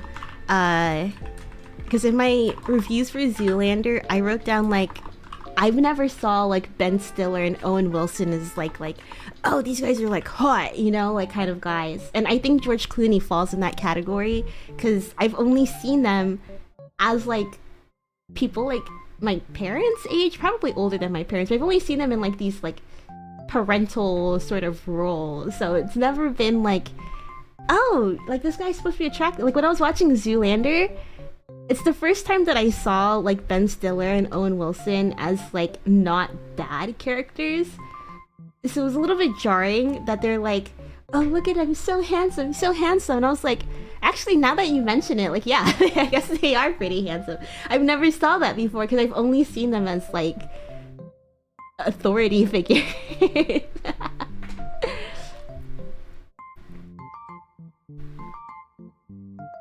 Who would be my celebrity crush? I don't know. I don't even know.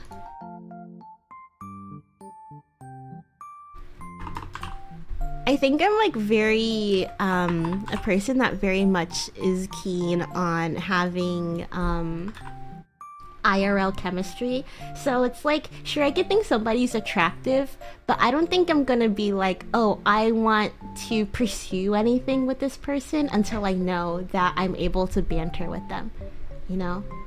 Are you a fan of Justin Bieber? I actually was like on the Justin Bieber hate train when I was a kid, and I'm really sorry, Justin Bieber. I think nowadays I definitely have like a lot of sympathy for him. I think he's the GOAT, honestly. I mean, I don't like listen to his music that much, but you know, the songs that he released was quite good. I think I started like getting put on to Justin Bieber when I was in like college or like late high school. But I do have a lot of respect for him. And I think he's cool. I would want to be Justin Bieber's friend. Actually, I don't know if I would want to be his friend.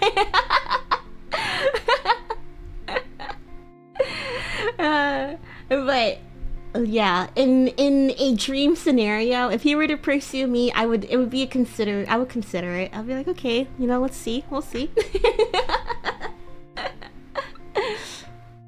feel like it's crazy. This 84-year-old lady was remembering her wife and kids. On her deathbed, she was remembering some stranger. I mean, okay, but have you seen him? Me too.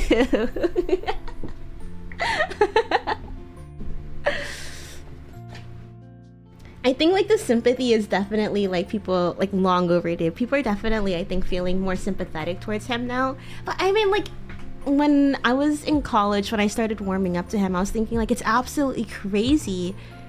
And I think you see it more and more now too. All of the stuff that he had to deal with like at such a young age. Like literally like grown adults were being like, Justin Bieber's gay. I mean, not gonna lie, when I heard one of his songs on the radio and I was like, oh, is this Rihanna? I don't know why I thought it was Rihanna. But yeah. I wasn't like a huge Justin Bieber girl. I don't know, I was just like super like a weeb, so I was more into like Nico Nico Doga singers, and they never showed their face. Ooh, I don't know. I think nowadays, if I had to pick my favorite actor, just like as, not like as like a performance perspective, but from like a general like celebrity presence, probably basic, I gotta go with my boy, Timothée Chalamet. I think Because I've always been curious, like when I was in high school, I was always thinking like, okay, well, you know, people my age are starting to break into the industry. I'm wondering who is going to be the next, like, who's going to be the next generation? Who's going to be the next big thing? And the fact that, like, let's see, I think I'm kind of done formatting this, so I gotta stop yapping and lock in. Anyway, so I was thinking, like, I don't know, Timothée Chalamet seems like a guy that, like, I would have gone to high school with, so I don't know. I think I like him because he seems, like, really relatable and stuff. I wish him the best of success. And it seems like he's doing really well. And it seems like he's, like, really talented at what he's doing. I first saw him in The King, and I really like that. And, of course, Dune was great. I haven't seen Wonka, but I remember, like, everybody was so cautious about Wonka, and then in retrospect, like, all you hear is just praise for Wonka too. I think that's the only things that I've seen him in, just Dune and The King. I don't think I've seen him in anything else. But like his off-screen presence, I think it's charming, and I am very proud. As I mean, I guess technically he's a millennial, but I mean he's not too far off in my age. So I don't know. I'm very proud that he's like one of our like top representatives for like my generation. Don't let us down, Timothy. Don't do anything bad.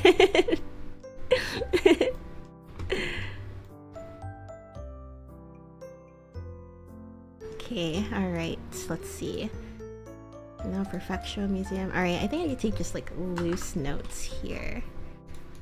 Home videos. When did they watch the home video? Pretty Yasubiya, old house. Oh, here it is. First time in a while. Was this indoors?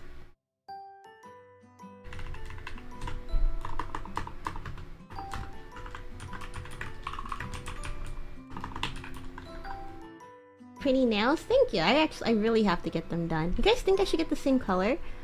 The reason that I get this color is because you can't really tell. Like, you have to like really look to see that it needs to be filled. Maybe I might go with like a nude. I don't know.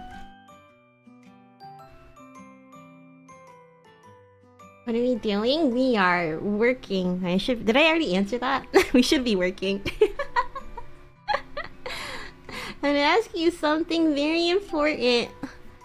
Why the flip are you so dang cute? Who? Me?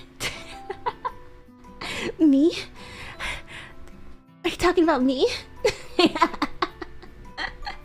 Say it again. I'm just kidding. Ah!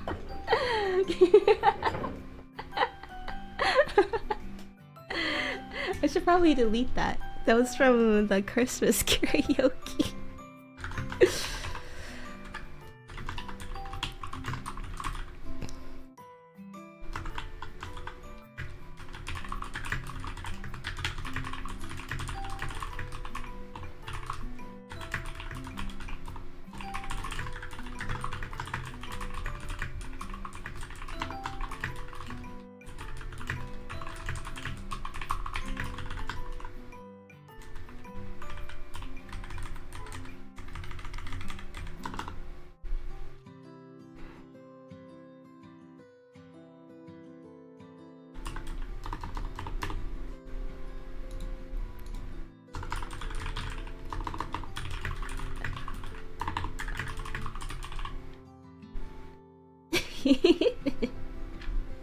Are you talking about what does she?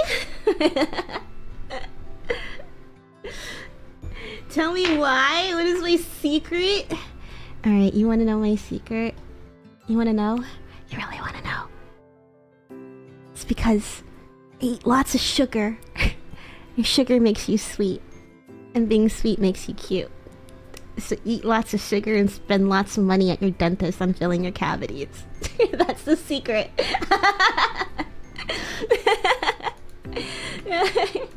Dentists love this one trick.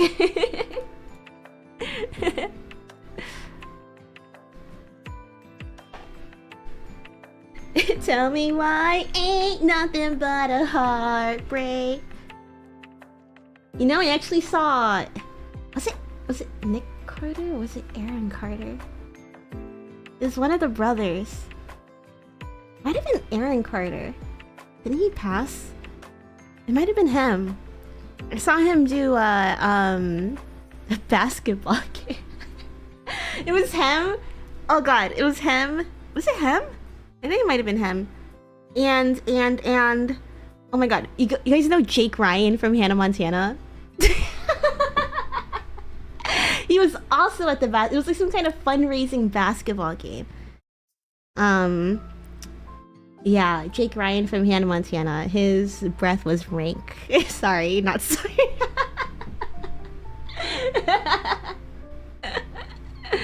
It was like some kind of like fundraiser, like volunteer a basketball game. Traveling for I already said I'm a military brat. The armed forces. Rah. So yeah, lots of kids were there. There was a long line for Jake Ryan. I honestly did not care to meet Jake Ryan at all, but I think his line was the shortest, so... What is the guy's name? I only know him as Jake Ryan from Hannah Montana. I hope he's doing okay. A sugar smile, yes sir. Ah. It's not how to be cute, it's how to be diabetic. I should probably go to the doctor. I think my grandpa had diabetes. Diabetes. I'm feeling fine. I guess it's good to get a checkup either way. Not all the stuff I did. Wow. Options 2, general.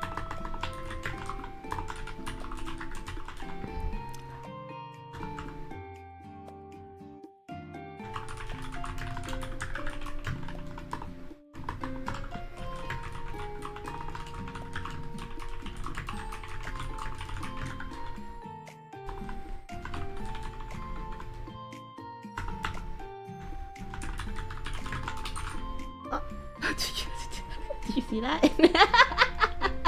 I'm gonna get my nails cut. You can tell I'm typing with like my nails instead of like my fingers. Oh my gosh.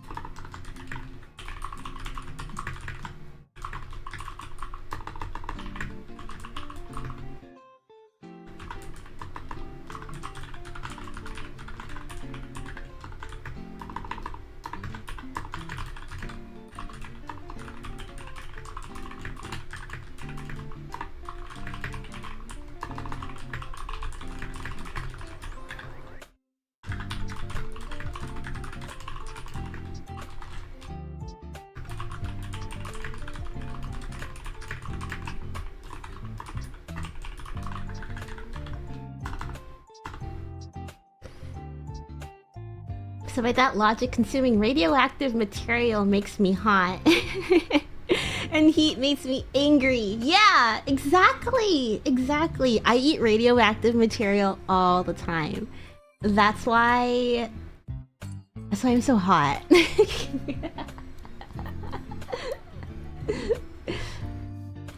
Like they'd be like, come here often, please. We need that cuteness to save the world. They'll be like, yeah, no, it's okay. You're gonna be diabetic, but we'll just keep you alive because your cuteness saves the world more than the diabetes will kill you. Is that how it works? It's best to check your health so you don't get diabetes. I know, yeah, I probably should. Is there like any signs that we're gonna be like, oh, maybe I should go get it checked out? Because I don't think I've like hit anything. I think I'm generally, I mean, I don't exercise, but I walk like 2 miles a day about when I'm walking to work as part of my commute, but I think besides that I could probably use a little bit more exercise. I need to engage my core.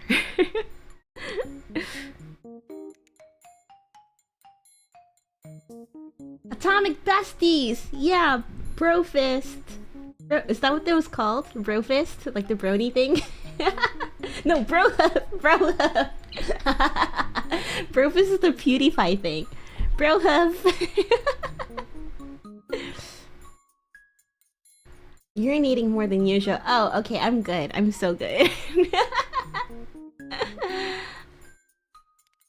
When the news talks about someone who ate sugar in radioactive waste, yeah. Don't snitch on me. Shh. Shh.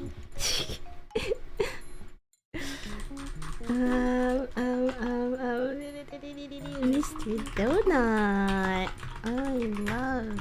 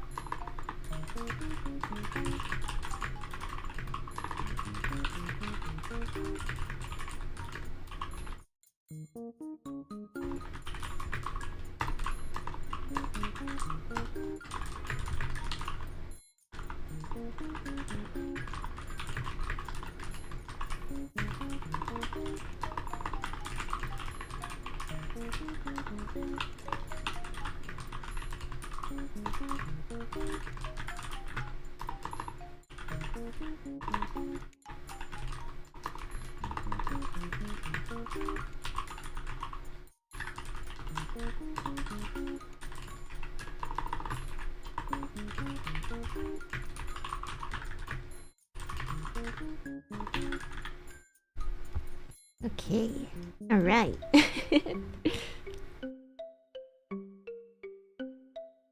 Atomic Brofist. Longer to heal wounds.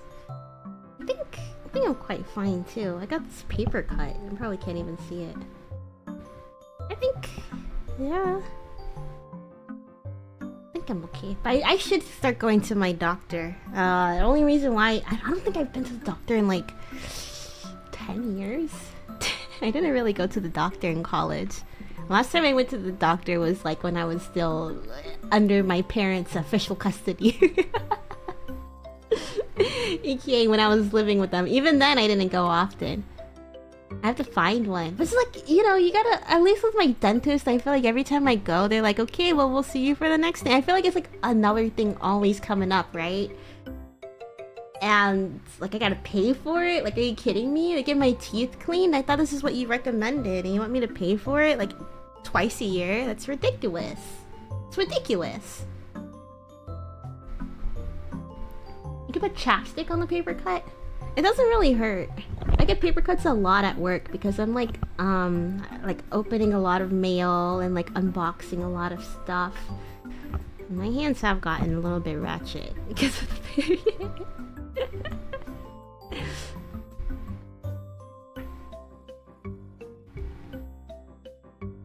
I should have gone before going to Japan? Really? Would it have helped? I don't know. I'm honest. I feel generally healthy, and that's why I haven't gone. But I do think it'd be nice to get like a professional confirmation. Gonna get you a hand lotion routine. I do have hand lotion. I have one here, and then I have one at work. Especially because the water at my work makes my hands super dry. I'm very sensitive to like if something's like too dry. Oh, you know what else I hate? Like washing the dishes and it gets like squeaky. Ooh, ooh. I go once a year to the dentist. Ah, my dentist. Well, honestly, I think I've been to my dentist like 6 times last year. That's because I got wisdom teeth out. Was that last year? Was it a year ago? 2 years ago? I don't know. I feel like I see my dentist like way often than other people. I had the Invisalign and I had wisdom teeth. Like, I think I got that teeth out like in 2 appointments, and then I got I had a couple of fillings I needed to get. Literally, like this last time that I went, because I went in March and then I went again in April, and then I had to go twice in April because I had to get the filling done, and then I had to go back to make sure that I was okay. And then yeah, they were like, okay, we'll see you in October, and I was like, oh, that's a long time from now. Like you say, I feel like I had like my next appointment will be in like 3 months or something. I was like, October, okay, that's actually kind of nice. I know my dentist very well.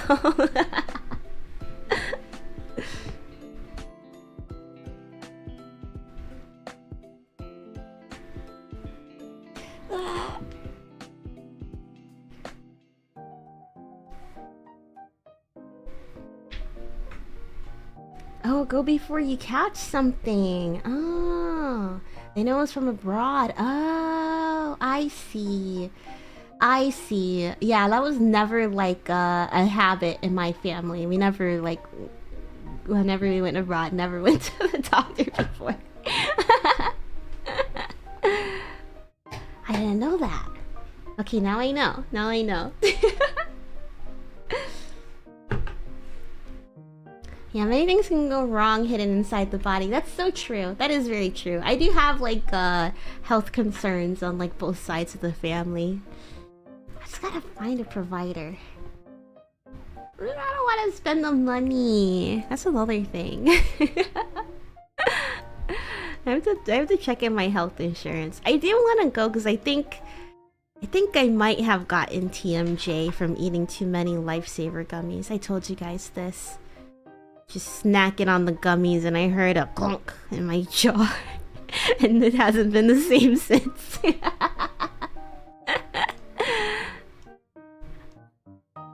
Oh man, I'm hungry. I'm so hungry I can't even focus. Okay, well, this is 7 minutes. I can do this. I can do this. Okay, I'm gonna keep this one in. Add a comment. Maybe take out the other movies or read her posts as a short. Keep a real pain because I think they're traps. Put this and the two. Keep this really too.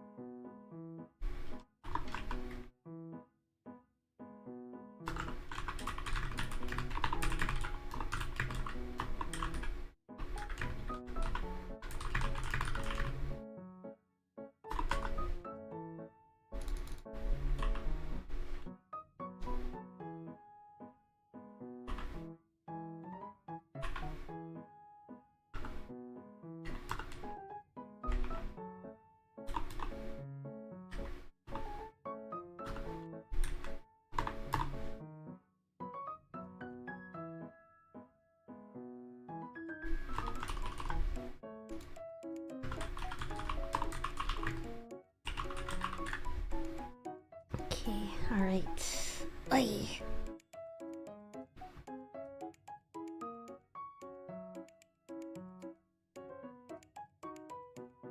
Better head to sleep now, cause it's like freaking late here. Oh, 1:30. Oh, good night, Chibi Godzilla. Good night, good night, good night. 1:30. I was thinking like, oh man, guys, I went to bed at like 2:30 last night. Almost 3. I think it was really close to being 3. Because I didn't eat dinner until after stream, and then after I ate dinner, I really wanted to like snack on my rice pudding too. I had a 2 a.m. rice pudding. I was like, this is bad, but I'm gonna eat it anyways.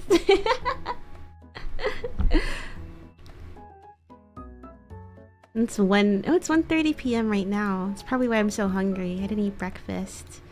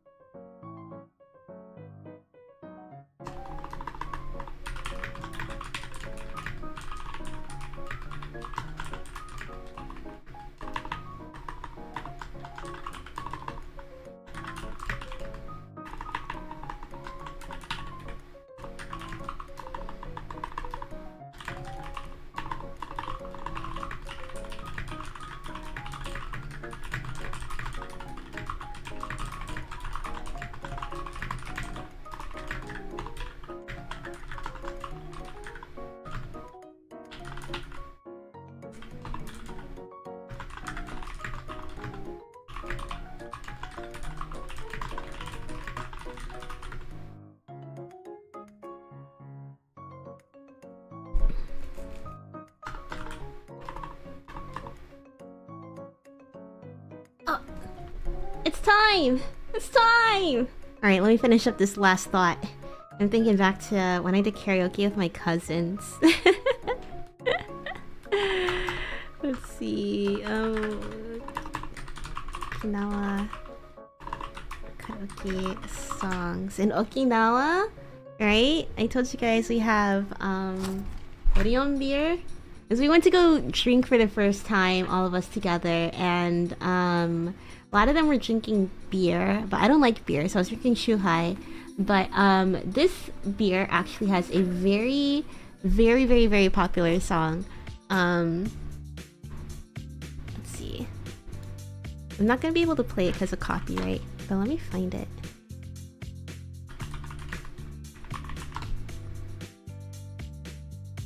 Orion beer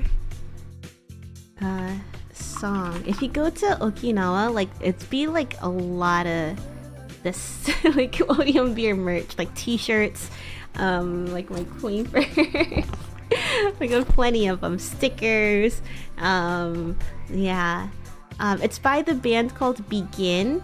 And then if you, I mean, honestly, you could just look up Orion beer, or I guess Orion beer song, and you'll find it. You'll find it. And we sing this at the karaoke, And they have like a part that goes da da da da da da da da da kanpai, da da da da da da da da kanpai. So it was really fun to just go like kanpai with like my cousins while we were singing that. So.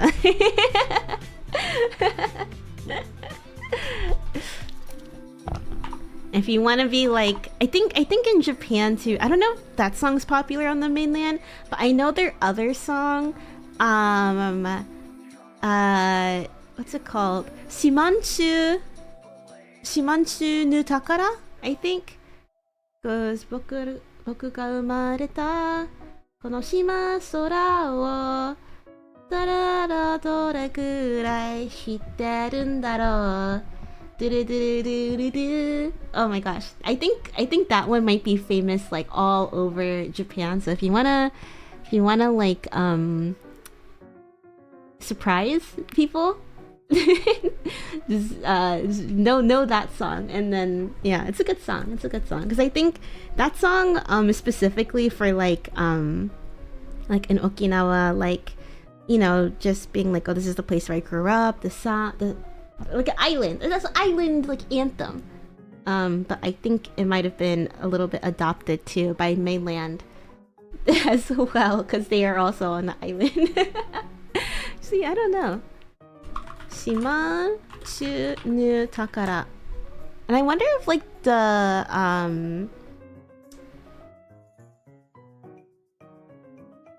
Shimanchu nu takara. I wonder if like the title is in like Okinawan too. It's become, oh, so maybe it's only like popular in Okinawa. Shimanchu no takara, Okinawan for treasure of the islanders. Yeah. So like, I guess here, let me like type this in here.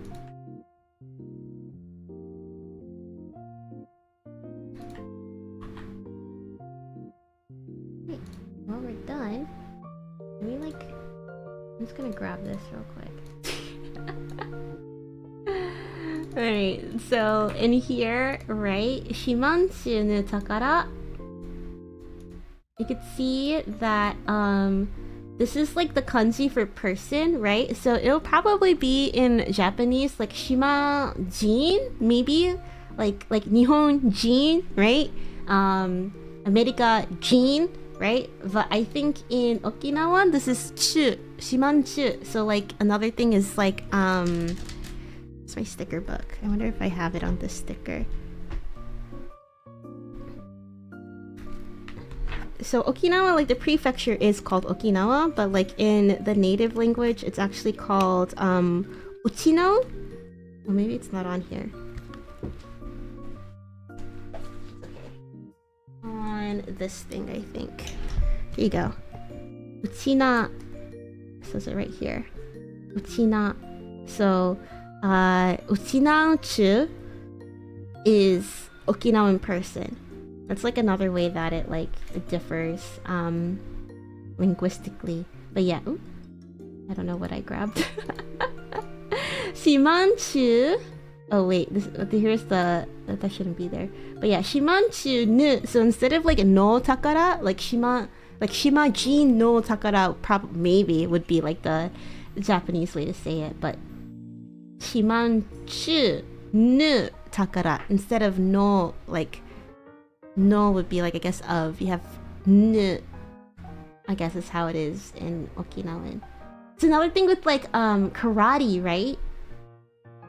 A lot of people will call it like of course in like regular Japanese it'd be like, oh, it's karate, right? Te as in hand. But actually in Okinawan, I think te is actually pronounced ti. So it would be karate instead of karate, which is actually kind of like, wow. Okinawa is the birthplace of karate, by the way.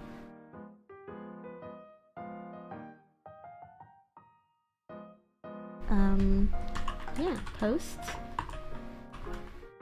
work yap. Yeah, so Okinawa, like I said earlier in the stream, they were like the cultural melting pot, I guess, They were kind of like besties with China, and I think they brought back some of the kung fu martial arts and, like, you know, used that to blend with their martial arts or something like that. I don't know, but I just know that it has like a lot of influence from China as well. At least from when I went to the museum, they said that Okinawa took a lot of pride in being that melting pot and like accepting other cultures and using that to weave into their own culture, which really like established a very unique identity for the people living there. I hope I can learn more about Okinawa one day. I actually found out, I don't know if this is like a common thing, but we have a family tree that goes back, I think like 12 or 13 generations. Found out that I'm related to a King Aso, who's like one of the guys who unified the islands of Okinawa. He was born in 1229, and he's like a semi-legendary ruler of Okinawa and the founding monarch of the Aso dynasty. Scholarly consensus that it represents something on, let's see, Iso, a settlement in modern-day Urasoe, Okinawa. But yeah, I think he like did a big part in like introducing Buddhism to the island, and I think he like unified parts of the island and stuff.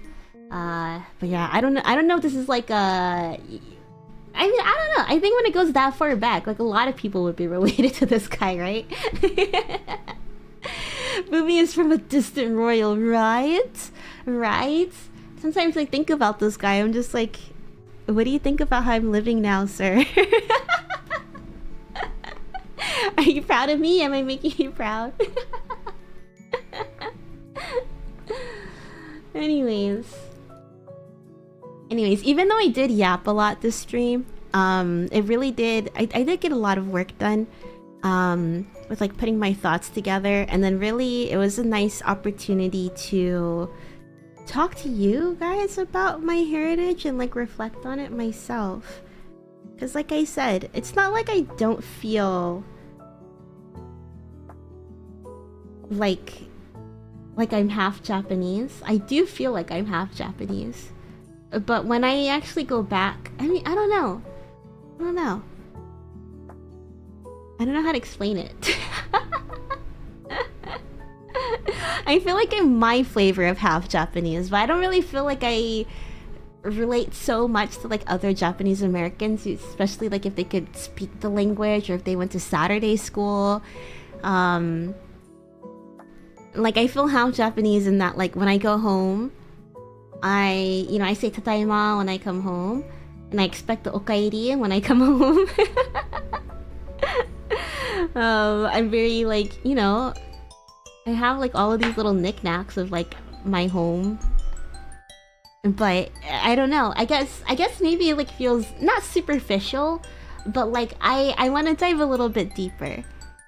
And I hope that as I continue to script this vlog, I can continue to do that, as well as encourage other people to go visit Okinawa. If you are curious about Okinawa, this isn't like, I don't know if it's going to be like super helpful because she is a Japanese VTuber, and I don't know if she has like subtitles on her videos, but this was a VTuber that I saw at the Don Quixote. What's her name again? Nema Ui. Nema Ui is her name. Nema Ui. Maybe if you look up Okinawa VTuber, it might come up too. I'm not quite sure. But she's like Kizuna Ai sort of like type of VTuber. So mostly like YouTube videos. She does like tours and vlogs of places in Okinawa. So if you're interested in, I don't know, even just like looking at videos of it, Nema Ui is what I recommend. I got this one because I thought it was cute. They're like really showing her videos. I think she's part of like they call it Okinawa Club, so maybe some sort of group that does promotional stuff using VTubers. I haven't checked out the other characters. I haven't seen them, but yeah. Mostly, I heard or saw Okinawa as an anime. I know that like it was an Azumanga Daioh. Oh, when I was there, actually, they had a new anime. Manager-kun shared like the trailer with me. It's like this guy who I think is from like the mainland, and he comes to Okinawa as a new student. And I think the girl that he has a crush on speaks like super like just like straight up like uchinao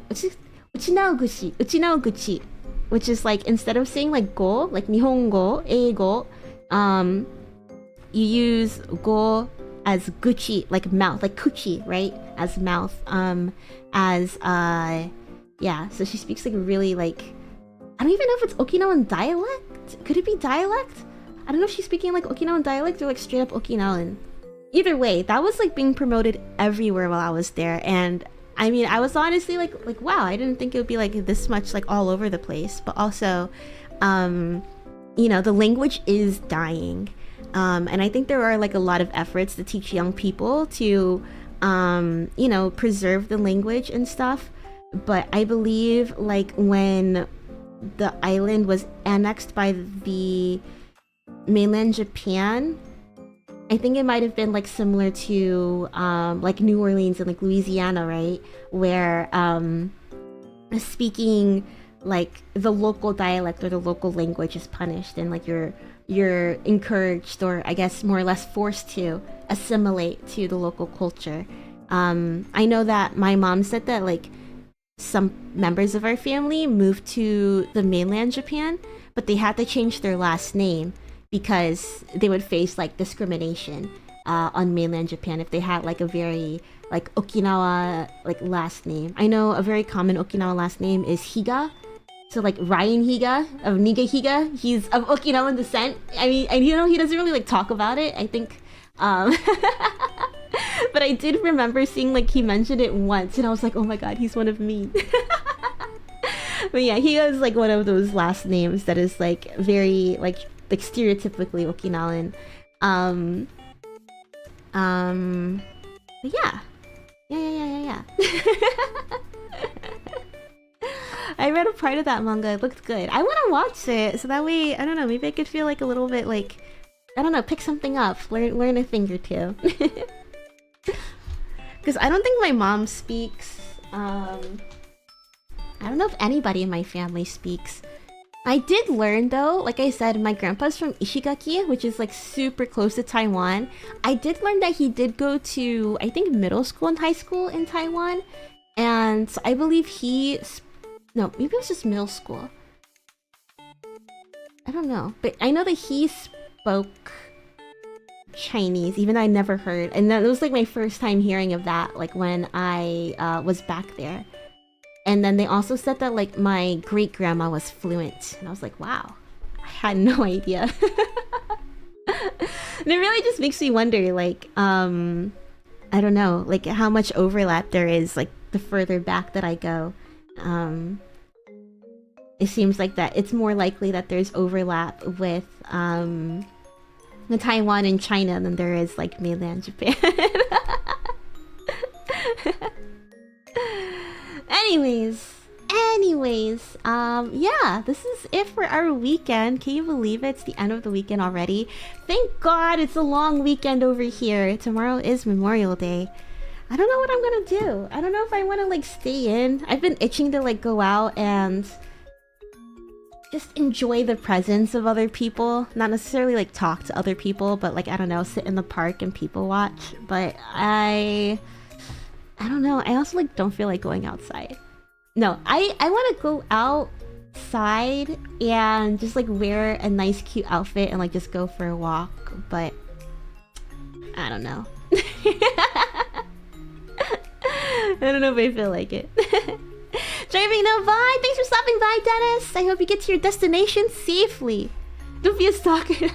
I know, as I said, I want to people watch. It sounds weird. It sounds weird.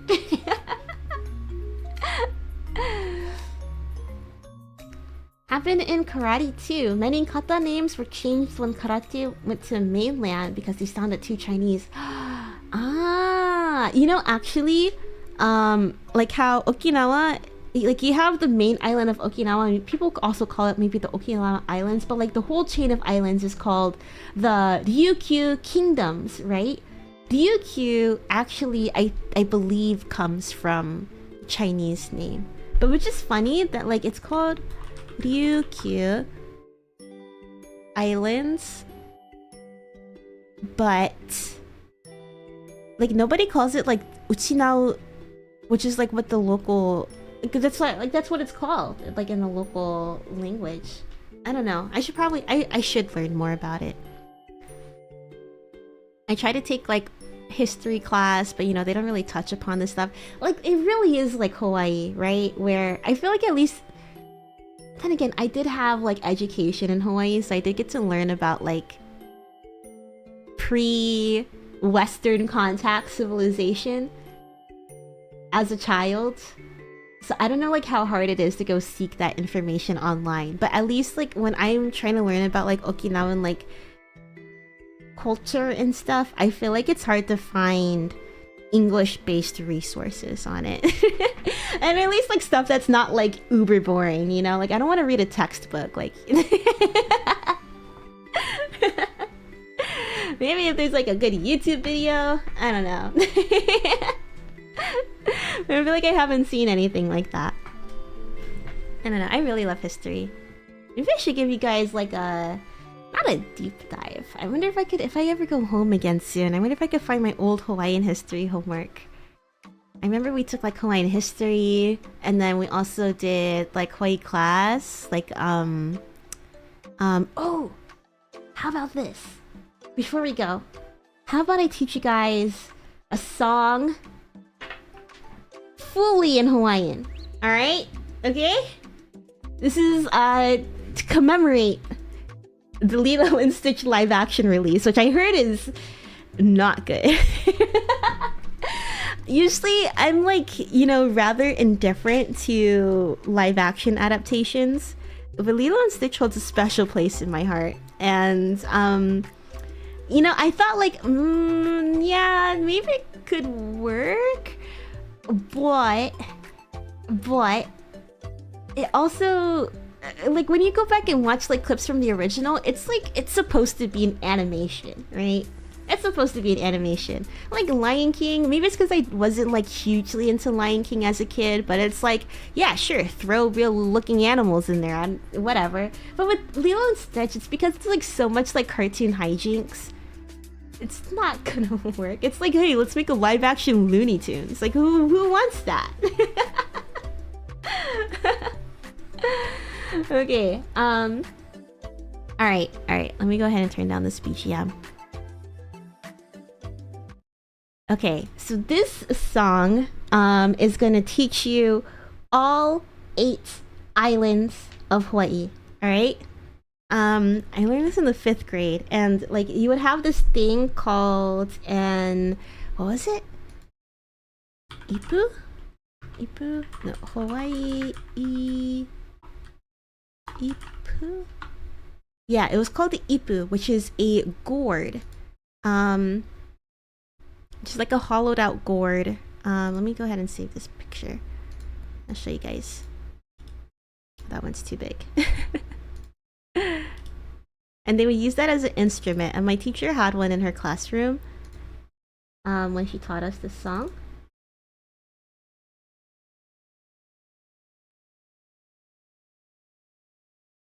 Where'd it go?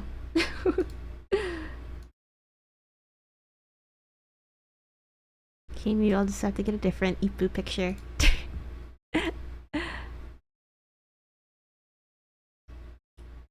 Okay, well, I guess ours wasn't that big. Okay, let me get this one instead. Save. What is these files, dude? I feel like I can't save anything from Chrome anymore.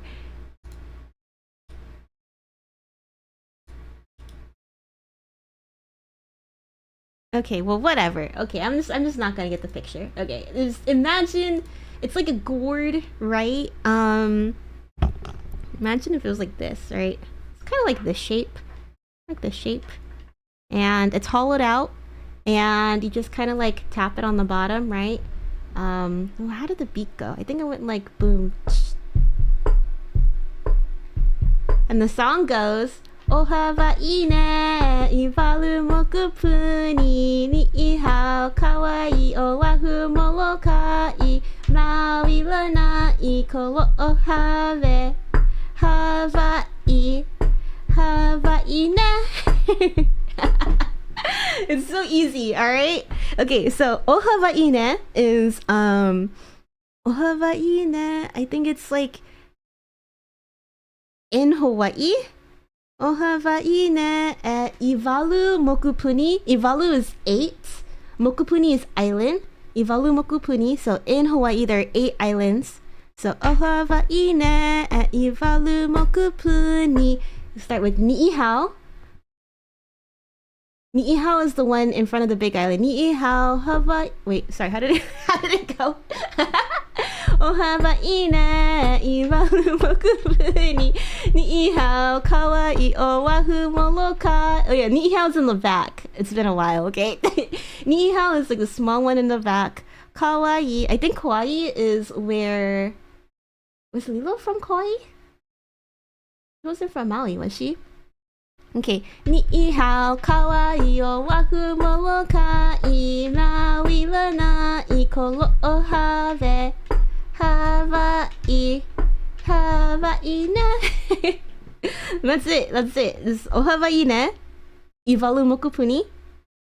Name all the 8 islands in order. Hawaii, Hawaii ne. That's it. Just pull up a Google Maps. Ohawaii.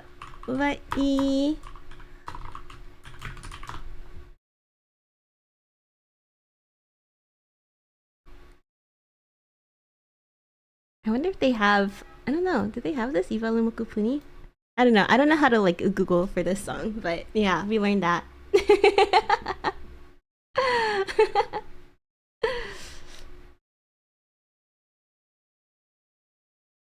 Yeah, it sounds like a mix of Japanese and Chinese. One of the things that really impressed me was that Hawaii only has 12 letters in their alphabet. I don't know. I could talk about like my education there for... I was gonna say like for a while, but then again, it's like, I don't know, it's such like a distant memory now, so I don't really know how well I can recall that information. But yeah. I found it really, really fun to learn about. I think like at least from what I remember learning, like I think they got there like in the 1600s or like 1700s, and I feel like that sort of warped my perception of like other history classes, world history classes later on, because I mean, you know, like it was like pre-contact, like Polynesian civilization, like very like hunter-gatherer, you know, and meanwhile, like on the other sides of the world, it's like they're all interacting with them. Like, they've been interacting for like the last like couple of centuries and stuff. Hawaii is great. It is great. And there's a way that I can tell if somebody grew up there or not, and I could probably tell by the way that I pronounce it. I think mainland people say Hawaii or something, but I think if you like grew up there or at least like know about it, there is like, you know how there's like an apostrophe in between both of the I's? It's sort of like a it's sort of like the small tsu in Japanese, right? So, and then also if there's a W in between, I think other letters, or I don't know if it's just vowels or if it's like other letters, it's not just pronounced as a W, it's pronounced as V. So instead of saying Hawaii, you say Hawaii. I don't know. Maybe I sound a little bit too try hard.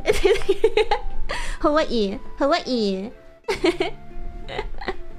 You wanna impress people? Yeah. I know this song. I've been to Hawaii before. I've been there. You really travels a lot? No, I've been very gracious enough to have lived there for quite a long time. Well, I don't know, for a good chunk of my childhood. It's really shaped like who I grew up to become. Yeah, ohava ine, ivalu mokupuni. We were in so many songs. ALOHA, a little aloha in your day. What was another one? We live in Hawaii as a family. We say ohana, that means family. Under the shade of the coconut tree, so very special to me. We are family, family, a very special kind of people, family. How do I still remember this? What is it? We live in Hawaii as a family. We say lokahi, that means harmony. I think there's a third word in there, but I don't remember what the other one was. I just remember ohana. Of course, everybody knows ohana. I also remember, I think lokahi means harmony. I think. Maybe I'm getting the lyrics mixed up. Do you play video games? I do! Not so much on this channel as often as I would like. But that's just because I tend to yap. I think yapping does better too. I want to do like one game playthrough every month. So this month is Oblivion. I hope you guys are enjoying our Oblivion. Lilo and Stitch are proud. That movie actually came out like I think a year or two before I moved over. So that was like all that I knew before going there. And I don't know if like Elvis really was, because I was reading online that they did that so that way Lilo can be a little bit more relatable to like people over there, like people on the mainland. But I don't know, because I only learned this like just the other day. Because my entire experience there, not like Elvis was like super prevalent, but like he did leave a stamp there. Like when people talked about him, they did talk about him highly. I remember like, yeah, I don't know. So it did feel like to me like, oh, Elvis, like I genuinely thought until like high school that he was like born and raised in Hawaii. And then when I found out he's from like, where is he even from? Is he from like, I don't know, Tennessee or something? I was like, what? He's not even from... I was like, what? If you did repo after Oblivion, I was actually thinking about doing Expedition 33. If my computer can run it, I gotta take a look. But I had a friend who really like raved about this game, and I really like story-driven game, and they were like, oh yeah, this story is insane. So I was like, okay, maybe I'll at least like give it a try. If my computer can't run it, we'll just do like you know, one-off stream. But I'll have to do it like off the stream. Then I don't have to run OBS and VTube Studio all at once. The story is so good. Dude, guys. Okay, I think that's what we're gonna do for June. I know that I said Bully yesterday. Maybe I'll do Bully in... Maybe I'll do like a little bit of X, because I also don't want to take a break with Bully, because I want to do Bully all the way through, but I don't want to take a break because of Off-Kai. So we'll see. We'll see. I'll have to plan it out. But yeah, I do want to play like some story games. The lore in Repo is nuts. Okay, I'll add it to the list. I'll take a look. I have so many games that I should play too. I bought the entire Kingdom Hearts bundle. Haven't touched it. When did I even buy this? It was last year for sure. I do want to do that as well. If I didn't have to go into work, I would do like a whole marathon of just playing like Kingdom Hearts games. But then again, I'm also kind of scared because this game pissed me the fuck off as a kid. I hated every single boss battle. I don't know. But yeah, anyways, I'm done yapping. I hope that you guys enjoy that that song. Go ahead and impress your friends with that.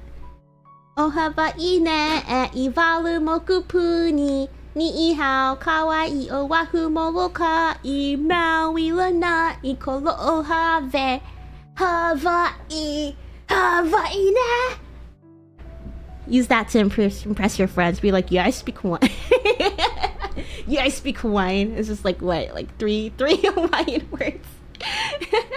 Yeah, Hawaii has Ivalu Mokupuni. We're gonna find somebody for us to raid. Let's see.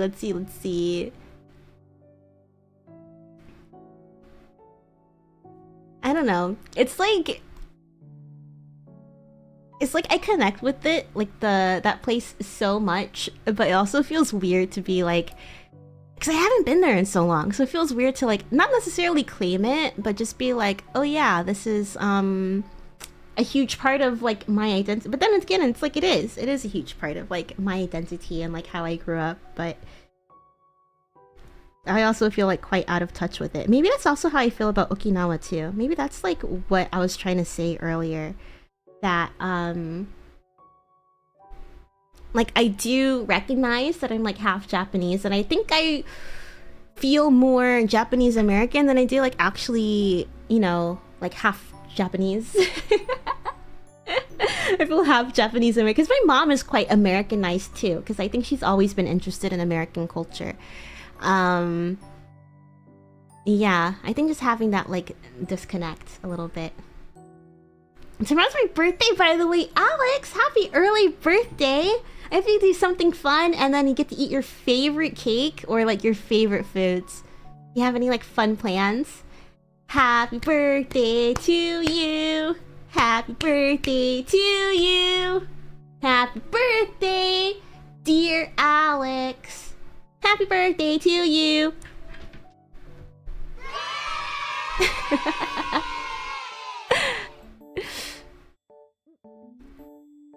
Yeah, the feeling like looking at distant stars, just such a nice way to put it, because it's like you're looking back on that memory, but then, you know, like, yeah, you're sure that it was like that when you were living there, and just like a distant star, you're not sure like how much it's changed by the time that, yeah, well, yeah, I don't know where I was going with that, but yeah, you don't know how much it's changed, and it's just like, is my reflections of it like still correct?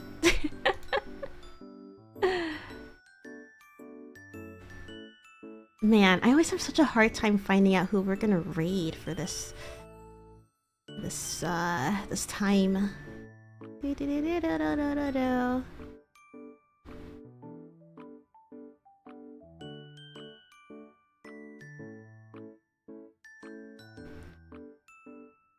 Okay, alright. I'll just pick this one. Alright. We're gonna go ahead and read Serena Starstruck, who's playing Lobotomy Corporation. Part 1! Alright, so you're going in, like, right in the beginning, hopefully. When did she start this? It's 10 minutes in! Oh, cool. Alright, so you get to learn all about Lobotomy Corporation. I don't really know what that game's about, but I guess no better time to find out than now. And you see the pinned comments, I'm gonna be in Xander, his We Listen and We Judge collab. If you check out the tweet. Have a quirk, underrated opinion, eat well done steak, tell us what and why. Me and other Lucid members will be judging your wacky habits live on stream. May 28th, 6 p.m. Pacific time, 9 p.m. Eastern. You can go ahead and submit your judgments. The things you want us to judge in the Google form that he's linked in the tweet. So go ahead and open that tweet up and take a look. That'll be this Wednesday. I'll be there. If you guys look forward to it, I'm looking forward to hearing what you guys what dark confessions you guys have. Maybe I should submit one of my own. Can I do that? I should ask him if I can do that.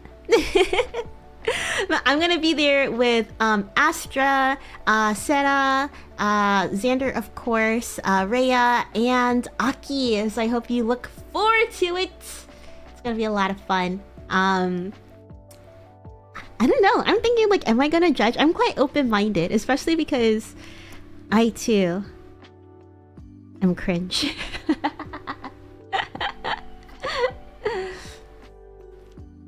Greetings, Boomi. Just wanted to stop by and say hi. Also, I'm new around here. Oh, yeah, you did stop by towards the end. I'm so sorry. I'm so sorry. But I did yap a lot during this working stream, so, you know, feel free to enjoy the VOD. Oh my god, I yapped too much for 3 hours. That's like an hour over what I want to be. Okay, yeah, let's go ahead and wrap this up. If you've been sitting down for as long as I have, make sure you give your body a nice big stretch. You can see I actually stretch when I say this. So you guys better be stretching along. Don't forget to stay hydrated, drink some water. Do I have any more tea? I'm all out. It's okay, I think I have water in here. Stay hydrated, drink some water. Let me pour some right here. And don't forget to treat yourself to something special. Either it be a birthday cake, a long walk on the beach, or taking a look at the sunset, or even eating your favorite snack.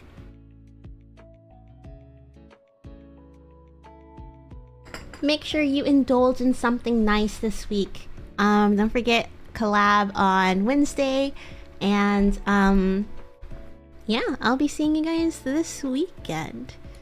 Wait, let me see. What's I wanna like pencil in some Minecraft time, man. Oh man, I wanna pencil in some. I might just be playing after this stream. Maybe that's what I'll do. As much as I want to go outside, it's cloudy. If it's cloudy, that means it's not hot. I don't know. Whatever. Maybe I'll do both. We'll see. Sorry, Dylan. But we are gonna go ahead and send the raid over to Serena Starstruck, who's playing Lobotomy Corporation Part 1. Just started. So I hope that you guys have a fun time checking her out. Yeah?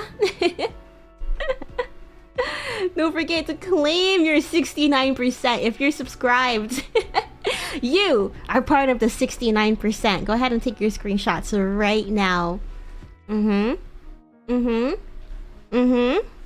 Alright? Yeah? Okay? That's all you get. Oh yeah. I also brought this out. We didn't have extremely tiny. I think this is like the size of a normal acrylic stand. I'm so small.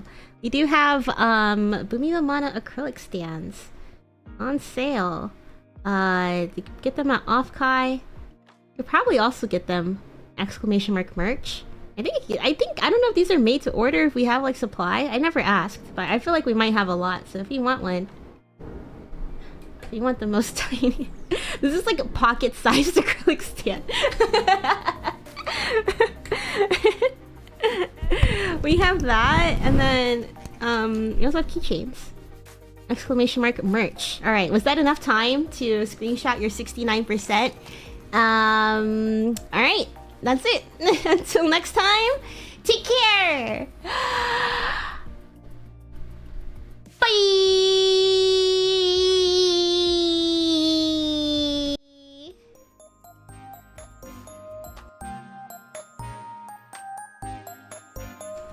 Yeah, thank you guys for hanging out with me. I know, right? 69.